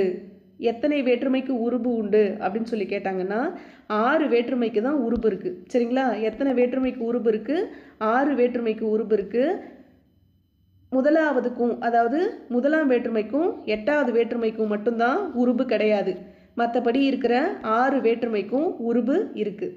அப்போ ஃபோர்த் கொஸ்டின், எத்தனை வேற்றுமைக்கு உருபு உண்டுன்னு கேட்டாங்கன்னா 6 வேற்றுமைக்கு உருபு உண்டு. வேற்றுமை தொகை என்றால் என்ன? வேற்றுமை தொகை என்றால் என்ன? வேற்றுமை உறுப்புகள் இடம்பெற வேண்டிய இடத்தில் அது இடம்பெறாமல் மறைந்து நின்று பொருள் தந்தால் அதை வேற்றுமை தொகை என்பர். இதை அப்படியே பார்த்துக்கோங்க. அதாவது வேற்றுமை உருபு வர வேண்டிய இடத்துல அது வராமல் மறைஞ்சு நின்று பொருள் தந்துச்சுன்னா அதை வந்து வேற்றுமை தொகை அப்படின்னு சொல்லுவாங்க. இதை தான் நம்ம எக்ஸாம்பிளாக இப்போ நம்ம அடுத்த கிளாஸில் பார்க்க போகிறோம். சரிங்களா? இந்த டோட்டலாக இங்கே கொடுத்துருக்கிறதுல இதுதான் இம்பார்ட்டன்ட். இந்த 5 கொஷினையும் நல்லா நோட் பண்ணி வச்சுக்கோங்க. அது இல்லாமல் நமக்கு இங்கே ஒரு பாக்ஸ் கொடுத்துருக்காங்க, சொல்லுறுப்புகள். சில இடங்களில் வந்து உறுப்புகளுக்கு பதிலாக முழு சொற்களே வேற்றுமை உருவாக வரும். அதுதான் வந்து சொல்லுறுப்புகள் அப்படின்னு சொல்கிறாங்க. இந்த சொல்லுறுப்புகளை மட்டும் நான் லாஸ்ட்டாக சொல்கிறேன், அப்போ உங்களுக்கு புரியும். இப்போ நம்ம வேற்றுமையை பற்றி பார்ப்போம். வேற்றுமையோட வகைகள் 8ன்னு பார்த்தோமா? ஐயால் கூ இன்னது கண், இது 8ன்னு தான். அதாவது ஐயால் கூ இன்னது கண், இதுதான் வேற்றுமையோட வகை அப்படின்னு சொல்லலாம். முதல் வேற்றுமைக்கு எக்ஸாம்பிளாக என்ன கொடுத்துருக்காங்க? பாவை வந்தாள், ஜஸ்ட்டு பாவை வந்தாள் அப்படின்னு கொடுத்துட்டாங்க. இதுதான் முதலாம் வேற்றுமை. இதில் வந்து எழுவாய், செய்யப்படு பொருள், பயனிலை, இந்த 3 உறுப்புமே இருக்குது. இதில் எழுவாய்க்கு வந்து பக்கத்தில் எந்த ஒரு வேற்றுமை உறுப்புகள் எதுவுமே இல்லையாமல் எழுவாய் வந்து தனிச்சு இருந்து, எழுவாய்னா என்னது? இந்த பாவை தான் எழுவாய். இது தனிச்சு நின்று இயல்பாகவே பொருள் தருது. இதுக்கு நடுவில் ஐ, கூ, கா எந்த ஒரு இணைப்பு சொல் எதுவுமே இல்லை. சரிங்களா? இந்த மாதிரி இயல்பாக வந்து பொருள் தந்துச்சுன்னா அது வந்து முதல் வேற்றுமை. இதே இரண்டாம் வேற்றுமைனா என்னன்னா, இரண்டாம் வேற்றுமையோட உறுப்பு ஐ அப்படின்னு சொல்கிறாங்க. ஐ வந்து வெளிப்படையாக வந்திருக்கிறது. இதுதான் இரண்டாம் வேற்றுமை. கபிலர் பரணரை புகழ்ந்தார், கபிலரை பரணர் புகழ்ந்தார். இங்கே பாருங்க, இந்த வேற்றுமை உறுப்பு ஐ வந்து எந்த எழுவாயோட சேர்ந்திருக்கோ அது அப்படியே பொருள் மாறிடுது. பரணர் கூட ஐ சேர்ந்துச்சுன்னா கபிலர் புகழ்ந்தாருன்னு வந்துடுது. இதுவே கபிலர் கூட ஐ வந்துருச்சுன்னா, அதாவது வேற்றுமை உறுப்பு வந்துருச்சுன்னா பரணர் வந்து கபிலரை புகழ்ந்துட்டாரு அப்படின்னு வருது. சரிங்களா? அப்போ வேற்றுமை உறுப்பு எங்கே சேருதோ அங்கே பொருளே மாறுபடும். புரியுதுங்களா? அப்போ எழுவாய் வந்து செய்யப்படும் பொருளை வேறுபடுத்தி காட்டுறதுனால இதுக்கு இன்னொரு பேரும் இருக்குது. அதாவது இரண்டாம் வேற்றுமைக்கு இன்னொரு பேரும் இருக்குது, செய்யப்படு பொருள் வேற்றுமை. சரிங்களா? இரண்டாம் வேற்றுமைக்கு இன்னொரு பேர் என்னன்னு கேட்டாங்கன்னா செய்யப்படு பொருள் வேற்றுமை. இந்த வேற்றுமை வந்து ஆக்கல், அழித்தல், அடைதல், நீத்தல், ஒத்தல், உடைமை அப்படின்ற 6 வகையான பொருள்கள்லையும் வந்துடும். இதை தான் நீங்கள் பார்க்கணும். சரிங்களா? இதை அப்படியே பார்த்துக்கோங்க. ஏன்னா இதில் வந்து நமக்கு கேட்கறதுக்கு வாய்ப்பு இருக்குது. கோவலன் மதுரையை அடைந்தான் அப்படின்றது அடைதலில் வரும். தமிழ் நமக்கு உயிர் போன்றது, இதெல்லாம் ரிப்பீட்டடாக கேட்ட கொஷின். தமிழ் நமக்கு உயிர் போன்றது, அதாவது ஒப்புமையாக, தமிழுக்கு ஒப்புமையாக உயிரை சொல்கிறாங்க. அப்போ இது வந்து ஒத்தலில் வரும். சரிங்களா? அப்போ இதெல்லாம் நீங்கள் நல்லா பார்த்துக்கணும். நெக்ஸ்ட்டு மூன்றாம் வேற்றுமை ஆள், ஆண், ஒடு, ஓடு, இந்த 4ம் வந்துச்சுன்னா அது வந்து மூன்றாம் வேற்றுமைக்கான உறுப்புகள் அப்படின்னு சொல்கிறாங்க. இது வந்து கருவி பொருள், ஆள், ஆண், இது 2 மட்டும் கருவி பொருள், கருத்தா பொருள் அப்படின்னு வரும். இது எல்லாத்தையும் நீங்கள் ஜஸ்ட்டு ஒரு கிளான்ஸ் நீங்கள் படிச்சிங்கன்னா போதும். இது எல்லாத்தையும் ஒரு டைம் நல்லா பார்த்துக்கோங்க. இதை பொறுத்த வரைக்கும் நமக்கு எக்ஸாம்பிள் எது கேட்பாங்கன்னா இந்த எக்ஸாம்பிள் தான் நமக்கு ரொம்ப முக்கியம். அதாவது சேக்கிழாரால் பெரிய புராணம் இயற்றப்பட்டது அப்படின்னா அது வந்து இயற்றுதல் கருத்தா அப்படின்னு சொல்லுவாங்க. இந்த மாதிரி தான் நான் இங்கே எக்ஸாம்பிள் சொல்கிறேன் பாருங்கள். இந்த முதற் கருவி, துணை கருவி இதெல்லாம் நீங்கள் மெமரி பண்ணணும்னு இல்லை. மரத்தால் சிலை செய்தான் அப்படின்னு வந்ததுன்னா கருவி செய்யப்படும் பொருளாக மாறுவது முதற் கருவி. அதாவது மரத்தால் சிலை செய்தான் அப்படின்றது முதற் கருவின்னு சொல்கிறாங்க. இதுவே உளியால் சிலை செய்தான்னா துணை கருவி, ஒன்றை செய்வதற்கு துணையாக இருக்கிறதுனால இது வந்து துணை கருவி அப்படின்னு சொல்கிறாங்க. இந்த எக்ஸாம்பிளை மட்டும் நல்லா பார்த்துக்கோங்க. இது ஈஸின்றதுனால தான் உங்களுக்கு டீட்டெயிலாக எக்ஸ்பிளைன் பண்ணல. நீங்கள் படித்தாவே இது உங்களுக்கு நல்லாவே புரியும். இதில் இந்த கருத்தா பொருள் வந்து 2 வகைப்படும். ஏவுதல் கருத்தா, ஏற்றுதல் கருத்தா அப்படின்னு 2 சொல்கிறாங்க. மற்றவங்கள ஒரு வேலையை நம்ம வாங்கினோம்னா, ஒரு வேலையை மற்றவங்கள செய்ய வச்சோம்னா அது ஏவுதல். அதே தானே செஞ்சோம்னா இயற்றுதல். கரிகாலனால் கல்லணை கட்டப்பட்டது அப்படின்னா கரிகாலன் சொல்லி தானே கல்லணையை கட்டினாங்க, அப்போ அவர் தானே ஏவியிருப்பார், அப்போ அது ஏவுதல் கருத்தா. இதுவே சேக்கிழாரால் பெரிய புராணம் இயற்றப்பட்டது, சேக்கிழார் தான் பெரிய புராணத்தை எழுதினார், அப்போ அவரே எழுதினதுனால அது இயற்றுதல் கருத்தா. இதெல்லாம் படித்தாவே ஓரளவு நல்லா புரிஞ்சிடும். நெக்ஸ்ட்டு ஆண் அப்படின்ற உருபு செய்யுள் வழக்கில் இடம்பெறும் அப்படின்னு சொல்கிறாங்க. புறந்தூய்மை நீரால் அமையும். இப்போ புறந்தூய்மை நீரால் அமையும்னா அது எத்தனை வகை வேற்றுமை? மூன்றாம் வேற்றுமை. இதை தான் நம்ம கவனிக்கணும். அப்போ கொடுத்துருக்கிற எடுத்துக்காட்டுகளை நல்லா பார்த்து அதோட ஆன்சர் நமக்கு தெரிகிற மாதிரி இருக்கணும். ஒடு, ஓடு இதெல்லாமே மூன்றாம் வேற்றுமை உறுப்பில் உடனிகழ்ச்சி பொருட்களில் வரும். அப்போ உடனிகழ்ச்சி பொருள் எதில் வரும்னா மூன்றாம் வேற்றுமையில் வரும். தாயோடு குழந்தை சென்றது, இங்கே ஒடு ஓடு வருதுங்களா? அமைச்சரோடு ஓடு வருதுங்களா, அமைச்சரோடு அலுவலகம் சென்றனர். அப்போ ஒடு ஓடு இதெல்லாம் வந்துச்சுன்னா அது எல்லாமே உடனிகழ்ச்சி பொருட்களில் வரும். நான்காம் வேற்றுமையும் நல்லா பார்த்துக்கோங்க. நான்காம் வேற்றுமைக்குரிய உருபு கு. இது வந்து கொடை, பகை, நட்பு, தகுதி, அதுவாதல், பொருட்டு, முறை அப்படின்ற பொருட்களில் வரும். எல்லை இது மாதிரி வரும். இது எல்லாமே இந்த எக்ஸாம்பிளோட நல்லா நீங்கள் படிச்சுக்கணும். ஏன்னா இதெல்லாம் கேட்டது. புகை மனிதனுக்கு பகை அப்படின்னா அது பகையில் வரும். தமிழ்நாட்டுக்கு கிழக்கு வங்கக்கடல் இதுவுமே எல்லையில் வரும். இந்த மாதிரி நல்லா பார்த்துக்கோங்க. நான்காம் வேற்றுமை உருபோட கூடுதலாக ஆக அப்படின்ற ஆசையும் சேர்ந்து வருமா, சரிங்களா? கூலிக்காக வேலை அப்படின்னா ஆக வருதுங்களா, கூலிக்காக வேலை. அப்போ இது என்னது? நான்காம் வேற்றுமை உருபு. இதே போல தான் ஐந்தாம் வேற்றுமை உருபு இன் இல். இது ரெண்டும் ஐந்தாம் வேற்றுமை உருபு. இது நீங்கள், ஒப்பு, எல்லை, ஏது அப்படின்ற பொருட்களில் வரும். சரிங்களா? இது நல்லா பார்த்துக்கோங்க. ஆறாம் வேற்றுமை உருபு அது, ஆது, அ. இது வந்து ஆறாம் வேற்றுமை உருபு. இது ரொம்ப ரொம்ப ரொம்ப இம்பார்ட்டன்ட். இதெல்லாம் ரிப்பீட்டட் கொஸ்டின். உரிமை பொருட்களில் வருவது எது, எத்தனாவது வேற்றுமை, அதாவது உரிமை பொருட்களில் வரும் வேற்றுமை எத்தனாவது வேற்றுமைன்னு கேட்டாங்கன்னா ஆறாவது வேற்றுமை. ராமனது வில், நண்பனது கை, இதெல்லாம் எந்த வேற்றுமையில் வரும்? ஆறாவது. ஏன்னா அது வருதுங்களா, ராமனது அது, நண்பனது அது வருதுங்களா. ஆது ஆ அப்படின்ற உறுப்புகள் வந்து இந்த கால வழக்கத்தில் இல்லை, அதாவது இப்போ நம்ம யூஸ் பண்ணுறது இல்லை. ஏழாம் வேற்றுமைக்குரியது வந்து கண். இந்த கண் மட்டும் இல்லாமல் மேல், கீழ், கால், இல், இடம் இந்த உறுப்புகளும் இருக்குது அப்படின்னு சொல்கிறாங்க. இடம், காலம் அப்படின்ற குறிக்கிற சொற்கள் வந்து ஏழாம் வேற்றுமை உறுப்பில் வருமா. எங்கள் ஊரின் கண் மழை பெய்தது, இதில் கண் வெளிப்படையாக வந்து நிற்குதுங்களா. இரவின் கண் மழை பெய்தது, இரவின் கண் மழை பெய்தது. அப்போ இந்த மாதிரி கண் அப்படின்னு வந்ததுனாவே அது ஏழாம் வேற்றுமை உறுப்புக்கு வந்துடும். இப்போ இந்த தெரிந்து தெளிவோம், இது ரொம்ப இம்பார்ட்டன்ட். இதெல்லாம் ரிப்பீட்டடாக கேட்ட கொஸ்டின். இல் அப்படின்ற உருபு ஐந்தாம் வேற்றுமையிலையும் இருக்குது, ஏழாம் வேற்றுமையிலையும் இருக்குது. சரிங்களா? இல்லுன்ற உருபு அஞ்சாவதுலேயும் இருக்குது, ஏழாவதுலேயும் இருக்குது. இது வந்து லாஸ்ட் டெட்டுக்கு முன்னாடி டெட்டில் கேட்ட கொஷின். அப்போ இல்லுன்ற உருபு எந்த வேற்றுமையில் இடம்பெற்றிருக்கு அப்படின்னா 5, 7. நீங்கள் பொருளில் வந்துச்சுன்னா அது வந்து ஐந்தாம் வேற்றுமை. ஏழாம் வேற்றுமையில் இடப்பொருளில் வரும். அப்போ நீங்கள் அப்படின்னு வந்ததுன்னா அது ஐந்தாம் வேற்றுமையில் வரும். அதாவது நீங்கள் பொருளில் வந்துச்சுன்னா ஐந்தாம் வேற்றுமை. இதுவே இடப்பொருட்களில் வந்துச்சுன்னா அது வந்து ஏழாம் வேற்றுமை. இதை நல்லா பார்த்துக்கோங்க. நெக்ஸ்ட் எட்டாம் வேற்றுமை. எட்டாம் வேற்றுமை வந்து விழிப்பொருட்களில் வரும். விழினா என்னது? அழைக்கிறது. படற்கை பெயரை முன்னிலை பெயரெலாம் மாற்றி அழைக்கிறது தான் விழி அப்படின்னு சொல்கிறாங்க. அதாவது படற்கை பெயரை முன்னிலை பெயராக மாற்றுறது. இதுக்கு வந்து தனியாக உறுப்புலாம் கிடையாது. அண்ணன் அப்படின்றத அண்ணா அப்படின்னு சொல்கிறது. அண்ணான்னா என்னது? அழைக்கிறது, விழித்தல், அதுதானே வரும். புலவர் அப்படின்றத புலவரே அப்படின்னு கூப்பிடுறது. இது எல்லாமே விழி வேற்றுமை, அதாவது எட்டாம் வேற்றுமை அப்படின்னு சொல்கிறாங்க. இந்த பாக்ஸ் அந்தளவுக்கு இம்பார்ட்டன்ட் இல்லை, ஒரு டைம் சும்மா பார்த்து வச்சுக்கோங்க, ஈஸியாக தான் இருக்கும். இந்த வேற்றுமையை பொறுத்த வரைக்கும் நம்ம ரொம்ப டீப்பாக பார்க்க வேண்டியது என்னென்னா, நான் சொன்ன அந்த கொஷின்ஸ் உங்களுக்கு நல்லா தெரிஞ்சிருக்கணும். இந்த பாக்ஸ் ஐட்டம் ரொம்ப நல்லா தெரிஞ்சிருக்கணும். உரிமை பொருட்களில் வர்றது எது அப்படின்னு ஒரு கொஷின் இருக்கு இல்லைங்களா, ஆறாம் வேற்றுமை உரிமையில் வரும். அப்புறம் இங்கே ஒரு பாக்ஸ் பார்த்துருப்போம், இது ரொம்ப இம்பார்ட்டன்ட். இல்லுன்ற உருவு ஐந்தாம் வேற்றுமையிலையும் ஏழாம் வேற்றுமையிலையும் வரும். இது நல்லா தெரிஞ்சிருக்கணும். ஐந்தாம் வேற்றுமைனா நீக்கல்ல வரும், ஏழாவது வந்து இடப்பொருளில் வரும். சரிங்களா? இதை நல்லா பார்த்துக்கோங்க. நாம் முன்னாடி சொல்லுறுப்புகள் அப்படின்னு ஒன்று சொல்கிறேன்னு சொல்லியிருந்தேன். சொல்லுறுப்புகள்னால் வேறு ஒன்றும் கிடையாது. இந்த நம்ம ஐயாளுக்கும் இன்னது கண் பார்த்தோம் இல்லைங்களா, இந்த மாதிரி உறுப்புக்கு பதிலாக ஐ, கூ, கண் அப்படின்ற உறுப்புக்கு பதிலாக முழு சொல்லே வேற்றுமை உருபாக வர்றது. சரிங்களா? வேற்றுமை உருப்புனா ஐயாளுக்கும் இன்னது கண், அதுக்கு பதிலாக முழு சொல்லுமே ஒரு உறுப்பாக வந்துச்சுன்னா, வேற்றுமை உருபாக வந்துச்சுன்னா அதுக்கு பேர் தான் சொல்லுறுப்புகள்.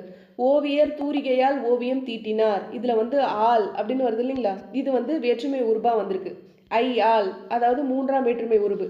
ஓவியர் தூரிகையால் ஓவியம் தீட்டினார், இதில் வந்து வேற்றுமை உருபு ஆள். ஆனால் அதுவே ஓவியர் தூரிகையை கொண்டு ஓவியம் தீட்டினார், இதில் இந்த கொண்டுன்றது அப்படியே தொக்கி வந்திருக்கு பாருங்க, அப்படியே ஜாயின் பண்ணி வந்திருக்கு. அப்படின்றக்குள்ள இதில் சொல்லுறுப்பு கொண்டு தான். இப்படி போடலாம், ஓவியர் தூரிகையால் ஓவியம் தீட்டினார் அப்படின்னே போடலாம். ஆனால் அது எப்படி சொல்கிறாங்க? ஓவியர் தூரிகையை கொண்டு ஓவியம் தீட்டினார். இந்த ஆளுக்கும் கொண்டுக்கும் வித்தியாசம் இருக்கு இல்லைங்களா? அப்போ ஆளுன்றது வேற்றுமை உருபில் வந்துடுது. ஆனால் இங்கே கொண்டுன்றது சொல்லுருபாக மாறி இருக்கு. சரிங்களா? இதுதான் நமக்கு டிஃப்ரென்ஸ் தெரியணும். இந்த மாதிரி கொண்டு இந்த மாதிரி வந்துச்சுன்னா அது சொல்லுறுப்புகள்.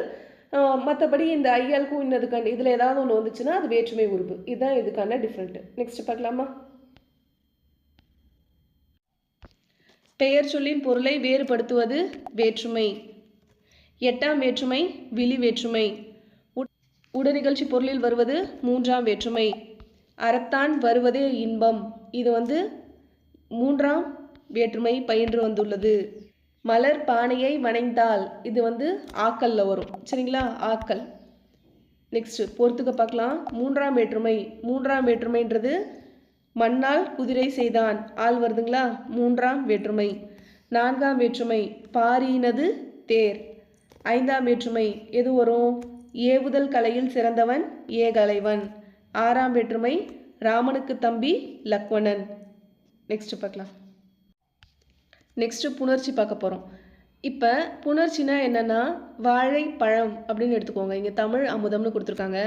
வாழை பழம் அப்படின்னு நம்ம 2 எடுத்துக்கணும். வாழை பழம் இது தனியாக படிக்கும்போது நமக்கு பெருசாக எதுவும் தெரியறதில்ல. இப்போ இது 2த்தையும் சேர்த்து படித்து பாருங்கள். வாழை கூட்டல் பழம் வாழைப்பழம். இப்போ இதில் நமக்கு நிலைமொழினா என்ன தெரியணும், வருமொழினா என்னன்னு தெரியணும். ஃபஸ்ட்டில் இருக்கிறது நிலைமொழி. சரிங்களா, ஃபஸ்ட்டில் இருக்கிறத நம்ம நிலைமொழின்னு சொல்லுவோம். 2ஆவதாக வர்றத வருமொழி. சரிங்களா, ஃபஸ்ட்டில் இருக்க வாழை நிலைமொழி, பழம்ன்றது வருமொழி. அப்போ நிலைமொழியும் வருமொழியும் சேரும்போது அந்த இடத்துல ஒரு புணர்ச்சி நடக்குது. அப்போ இங்கே லாஸ்ட்டாக இருக்கு இல்லைங்களா, இங்கே இருக்கிற அதாவது நிலைமொழியில் இருக்கிற இந்த இறுதி எழுத்தும் வருமொழியில் இருக்கிற இந்த முதல் எழுத்தும் மாற்றங்கள் ஏற்படும். இந்த மாதிரி வந்ததுன்னா, இது எக்ஸாம்பிளுக்காக நான் வாழைப்பழம் அப்படின்னு சொல்லியிருக்கேன். இதில் மாற்றங்கள் வந்துச்சுன்னா அதுதான் புணர்ச்சி. இங்கே வாழைப்பழத்தில் பெருசாக புணர்ச்சி வராது, பட் மற்றதுக்கெல்லாம் நிறையா வரும். சரிங்களா, அதை பற்றி டீட்டெயிலாக பார்க்கலாம். ஃபஸ்ட்டு உயிரீற்று புணர்ச்சி. நிலைமொழியின் இறுதி எழுத்து உயிரெழுத்தாக அமைந்து புணர்வது உயிரீற்று புணர்ச்சி. இங்கே கொடுத்துருக்காங்க பாருங்கள். நிலைமொழி இதில் எது நிலைமொழி? சிலை. சிலை கூட்டல் அழகு கொடுத்துருக்காங்க. இதில் நிலைமொழி சிலை. இப்போ இதோட இறுதி எழுத்து இங்கே லை, அதாவது ஐன்ற சவுண்டோட வந்திருக்கு. இது உயிரெழுத்து தானே, ஐன்றது உயிரெழுத்து தானே. இந்த மாதிரி உயிரெழுத்தாக அமைஞ்சு புணர்ந்ததுன்னா இது உயிரீற்று புணர்ச்சி. சரிங்களா, இது உயிர்மின் உயிர், உயிர்முன் மெய் அப்படின்னு 2 வகைப்படும் அப்படின்னு சொல்கிறாங்க. அதாவது உயிர்முன் உயிர் அப்படின்னா சிலை, ஐன்றது வருது, அழகு ஆன்றதும் உயிரெழுத்து. அப்போ இங்கேயும் உயிரெழுத்து இங்கேயும் உயிரெழுத்து. அப்போ இது உயிர்முன் உயிர். இதுவே உயிர்முன் மெய் அப்படின்னா வாழை, ஐ வந்திருக்குங்களா, காய். கானா எப்படி சொல்லுவோம்? கா. இக்கு கூட்டல் ஆ, இதுதானே சேரும். இக்கு கூட்டல் ஆ, அதுதான் கான்னு வரும். அப்போ இங்கே ஃபஸ்ட்டு எழுத்து என்னது? மெய் எழுத்து தானே. இக்கு கூட்டல் ஆ தானே கா. அப்போ ஃபஸ்ட்டு இக்குன்றது வந்துருச்சுங்களா. அப்போ இங்கே உயிர் எழுத்து இங்கே மெய் எழுத்து. அப்போ உயிரீற்று புணர்ச்சி 2 வகை. உயிர் முன் உயிர், உயிர் முன் மெய் 2 இருக்குது. சரிங்களா, நெக்ஸ்ட்டு மெய்யீற்று புணர்ச்சி. மெய்யீற்று புணர்ச்சி பார்க்கலாம். நிலைமொழியோட இறுதி எழுத்து மெய் எழுத்தாக அமைஞ்சதுன்னா, மெய்யீற்று தானே பார்க்க போகிறோம். அப்போ நிலைமொழியோட இறுதி எழுத்து மெய் எழுத்தாக அமைஞ்சு புணர்ந்ததுன்னா அது மெய்யீற்று புணர்ச்சி. இதுவுமே மெய்முன் உயிர் மெய்முன் மெய் அப்படின்னு 2 வகை இருக்குது. மண் கூட்டல் அடுப்பு இது நிலைமொழி, இது வருமொழி. அப்போ நிலைமொழியோட இறுதி எழுத்து நமக்கு இன்னுன்னு டைரெக்டாக கொடுத்துட்டாங்க. மெய் எழுத்து இருக்குது. இங்கே ஆன்றது உயிரெழுத்து. அப்போ மெய்யுக்கு முன்னாடி உயிர் அப்படின்னு சொல்லி கொடுத்துருக்காங்க. சரிங்களா, அப்போ இன்னுன்றது மெய்யெழுத்து, ஆன்றது உயிரெழுத்து. அப்போ மெய்யீற்று புணர்ச்சியில் இது மெய் முன் உயிர். நெக்ஸ்ட் என்ன பார்க்க போகிறோம்? கடல் கூட்டல் கரை. இப்போ இங்கே இல்லைன்றது என்னது? மெய்யெழுத்து. அப்போ இங்கே கான்னு கொடுத்துருக்காங்களா, இந்த காவை எப்படி போடுவோம்? இக்கு கூட்டல் ஆ கா, இப்படி தானே போடுவோம். இக்கு கூட்டல் ஆ கா. அப்போ இந்த இடத்துல இக்குன்னு வந்திருக்கா. அப்போ இக்குன்றது என்னது? மெய்யெழுத்து. அப்போ மெய் முன் மெய். புரியுதுங்களா? கடல் கூட்டல் கரை, மெய் முன் மெய். நெக்ஸ்ட் இயல்பு புணர்ச்சி. இயல்பு புணர்ச்சி ரொம்ப ஈஸி. எந்த ஒரு மாற்றமும் இல்லாமல் இயல்பாகவே வர்றது. தாய் கூட்டல் மொழி, தாய்மொழி அப்படியே வந்துடுது இல்லைங்களா. 2 சொற்கள்லையும் எந்த ஒரு மாற்றமே நிகழாமல் வர்றது. உடல் கூட்டல் ஓம்பல், உடல் ஓம்பல். இந்த இடத்துல இல்லு ஓ இது 2ம் மாறி லோன்னு சொல்லி வந்திருக்கு. உடல் ஓம்பல் இது 2ம் இணைஞ்சு லோன்ற உயிரெழுத்து வந்திருக்கு. புதிய எழுத்து எதுவும் தோன்றவும் இல்லை, எதுவும் திரியவும் இல்லை. புரியுதுங்களா? அப்போ இதுவுமே இயல்பு புணர்ச்சி. இதை இந்த எக்ஸாமுக்கு கேட்கறதுக்கு நிறைய வாய்ப்பு இருக்குது. சரிங்களா, இந்த இது இந்த எக்ஸாமுக்கு கண்டிப்பாக வரத்துக்கு வாய்ப்புகள் ரொம்ப அதிகம். அதனால் நல்லா பார்த்துக்கோங்க. உடல் கூட்டல் ஓம்பல், உடல் ஓம்பல் இது இயல்பு புணர்ச்சி. ஏன் இயல்பு புணர்ச்சினா இல்லும் ஓவும் இணைஞ்சு லோன்ற உயிர்மெய் எழுத்து டைரெக்டாகவே வந்துருச்சு. அப்போ புதிய எழுத்து எதுவுமே வராததுனால இந்த இடத்துல இயல்பு புணர்ச்சின்னு சொல்லலாம். அது மட்டும் இல்லாமல் அது திரியவும் இல்லை, எதுவும் மறையவும் இல்லை. நெக்ஸ்ட் விகார புணர்ச்சி. விகார புணர்ச்சினா என்னன்னா, 2 சொற்கள் இணையும் போது நிலைமொழியிலோ, நிலைமொழினா உங்களுக்கு தெரியும், நிலைமொழியிலோ இல்லை வருமொழியிலோ இல்லை ரெண்டுத்துலேயுமே மாற்றம் வந்துச்சுன்னா அது வந்து விகார புணர்ச்சி அப்படின்னு சொல்லி சொல்கிறாங்க. இந்த விகார புணர்ச்சி தோன்றல், திரிதல், கெடுதல்னு 3 டைப் இருக்குது. ஃபஸ்ட்டு தோன்றல்லாம் என்னன்னு பார்க்கலாம். புதுசாக ஒரு லெட்டர் தேர்ந்துச்சுன்னா, புதுசாக ஒரு எழுத்து தோன்றுச்சுன்னா அது வந்து தோன்றல். தமிழ் கூட்டல் தாய், தமிழ் தாய், இத்துன்ற ஒரு லெட்டர் சேர்ந்திருக்கா, அப்போ இது வந்து தோன்றல் விகாரம். திரிதல் விகாரம்னா நிலைமொழியும் வருமொழியும் சேரும்போது ஒரு எழுத்து வந்து வேறு ஒரு எழுத்தா விகாரமாக மாறுறது. இங்கே வில் கூட்டல் கொடி, இந்த இல்லு வந்து மறைஞ்சு விற்கொடியாக மாறிடுறது. இந்த இல்லு இர்ரா மாறுது, விற்கொடி அப்படின்னு திரிஞ்சு போயிடுது. இல்லு இர்ரா திரியுது, அப்போ இது திரிதல் விகாரம். கெடுதல் விகாரம்னா ஒரு எழுத்தே மறைஞ்சு போயிடுறது. சரிங்களா? நிலைமொழியும் வருமொழியும் சேரும்போது ஒரு எழுத்து டோட்டலாக மறைஞ்சு போச்சுன்னா அது வந்து கெடுதல் விகாரம் அப்படின்னு சொல்லி சொல்கிறாங்க. மனம் கூட்டல் மகிழ்ச்சி, மன மகிழ்ச்சி, இதில் இந்த இம்முன்ற லெட்டர் வந்து அப்படியே மறைஞ்சு போகுது. அப்போ மறைஞ்சே போயிடுச்சுன்னா அது கெடுதல். அப்போ தோன்றல்னா ஒரு லெட்டர் வந்து தோன்றுறது. திரிதல் அப்படின்னா இல்லை இர்ரா திரிஞ்சிருது, ஒரு லெட்டர் வேறொரு லெட்டராக திரியறது. கெடுதல் அப்படின்னா மறைஞ்சே போயிடுறது. சரிங்களா? இதுதான். இப்போ 2 சொற்கள் இணையும் போது ஒன்றுக்கு மேற்பட்ட விகாரங்களும் வரும் அப்படின்னு சொல்லி சொல்கிறாங்க. நாடகம் கூட்டல் கலை அப்படின்னு சொல்லிட்டு நாடக கலை அப்படின்னு சொல்லி கொடுத்துருக்காங்களா. முதல்ல நாடகம் அப்படின்ற நிலைமொழிக்கு இறுதியில் இந்த மகர எழுத்து மறைஞ்சு போயிடுது. சரிங்களா? நாடக அப்படின்னு தான் வருது, இந்த இம்முன்றது மறைஞ்சு போயிடுது. இது கெடுதல் விகாரமா, மறைஞ்சிட்டா அது கெடுதல். அதுக்கப்புறம் இக்குன்ற ஒரு மெய்யெழுத்து தோன்றுது, நாடக கலை. இந்த காக்கு அடுத்தது இக்குன்றது வருது, ஏன்னா இங்கே கலை இருக்கு இல்லைங்களா, நாடக கலை, இக்குன்றது தோன்றுது. அப்போ இங்கே கெடுதல் வந்திருக்கு, அது மட்டும் இல்லாமல் தோன்றலும் வந்திருக்கு. சரிங்களா? அப்போ நாடக கலை வந்து அப்படின்ற சொல் வந்து கெடுதல் விகாரம், தோன்றல் விகாரம் ரெண்டுமே இருக்குது. இப்போ இதோட புக் பேக் பார்க்கலாம். விகார புணர்ச்சி, விகார புணர்ச்சி எத்தனை வகைப்படும் அப்படின்னா, விகார புணர்ச்சி 3. பாலாடை, பால் கூட்டல் ஆடை, பாலாடை எப்படி போடுவோம், பால் கூட்டல் ஆடை அப்படின்னு போடுவோமா. அப்போ இல்லு கூட்டல் ஆ லா. சரிங்களா? அப்போ பாலாடை அப்படின்னு வந்துடுதுமா. அப்போ இது என்ன வரும், இயல்பு புணர்ச்சியில் தான் வரும். சரிங்களா? நெக்ஸ்ட்டு, அப்போ இந்த இயல்பு புணர்ச்சியும் நல்லா பார்த்துக்கோங்க, இந்த கொஷின் கேட்கவும் வாய்ப்பு இருக்குது. மட்பாண்டம் திரிதல், மரவேல் மரவேர் கெடுதல், மரம் கூட்டல் வேர், இன்னும் மறைஞ்சு வந்துடுதுங்களா, அப்போ கெடுதல். நெக்ஸ்ட்டு மணிமுடி, மணிமுடி இயல்பு புணர்ச்சி. கடைத்தெரு தோன்றல். இந்த மட்பாண்டம், மண் கூட்டல் பாண்டம் இப்படி தானே வருது. இந்த மண்ணு தான் இட்டு, இந்த இன்னு இட்டா மாறுது, அதனால தான் அது வந்து திரிதல். சரிங்களா? மரவேர் இம்முன்றது மறைஞ்சு போயிடுது, அதனால தான் அது கெடுதல். மணிமுடி இயல்பாகவே புணருது, மணி கூட்டல் முடி, அப்போ இயல்பு புணர்ச்சி. கடை தெரு, இத்து தோன்றுது, கடை கூட்டல் தெரு, இத்து தோன்றதுனால தோன்றல் விகாரம். சரிங்களா? இந்த வீடியோ உங்களுக்கு யூஸ்ஃபுல்லாக இருந்ததுன்னா ஒரு லைக் அண்ட் ஹைப் கொடுங்க. இதோட 8th கிராமர் முடியுது. இதோட டெஸ்ட்டை நாளைக்கு எழுதலாம். மறக்காமல் உங்கள் ஃப்ரெண்ட்ஸ்க்கும் ஷேர் பண்ணுங்கள். நல்லதே செய்வோம், நல்லதே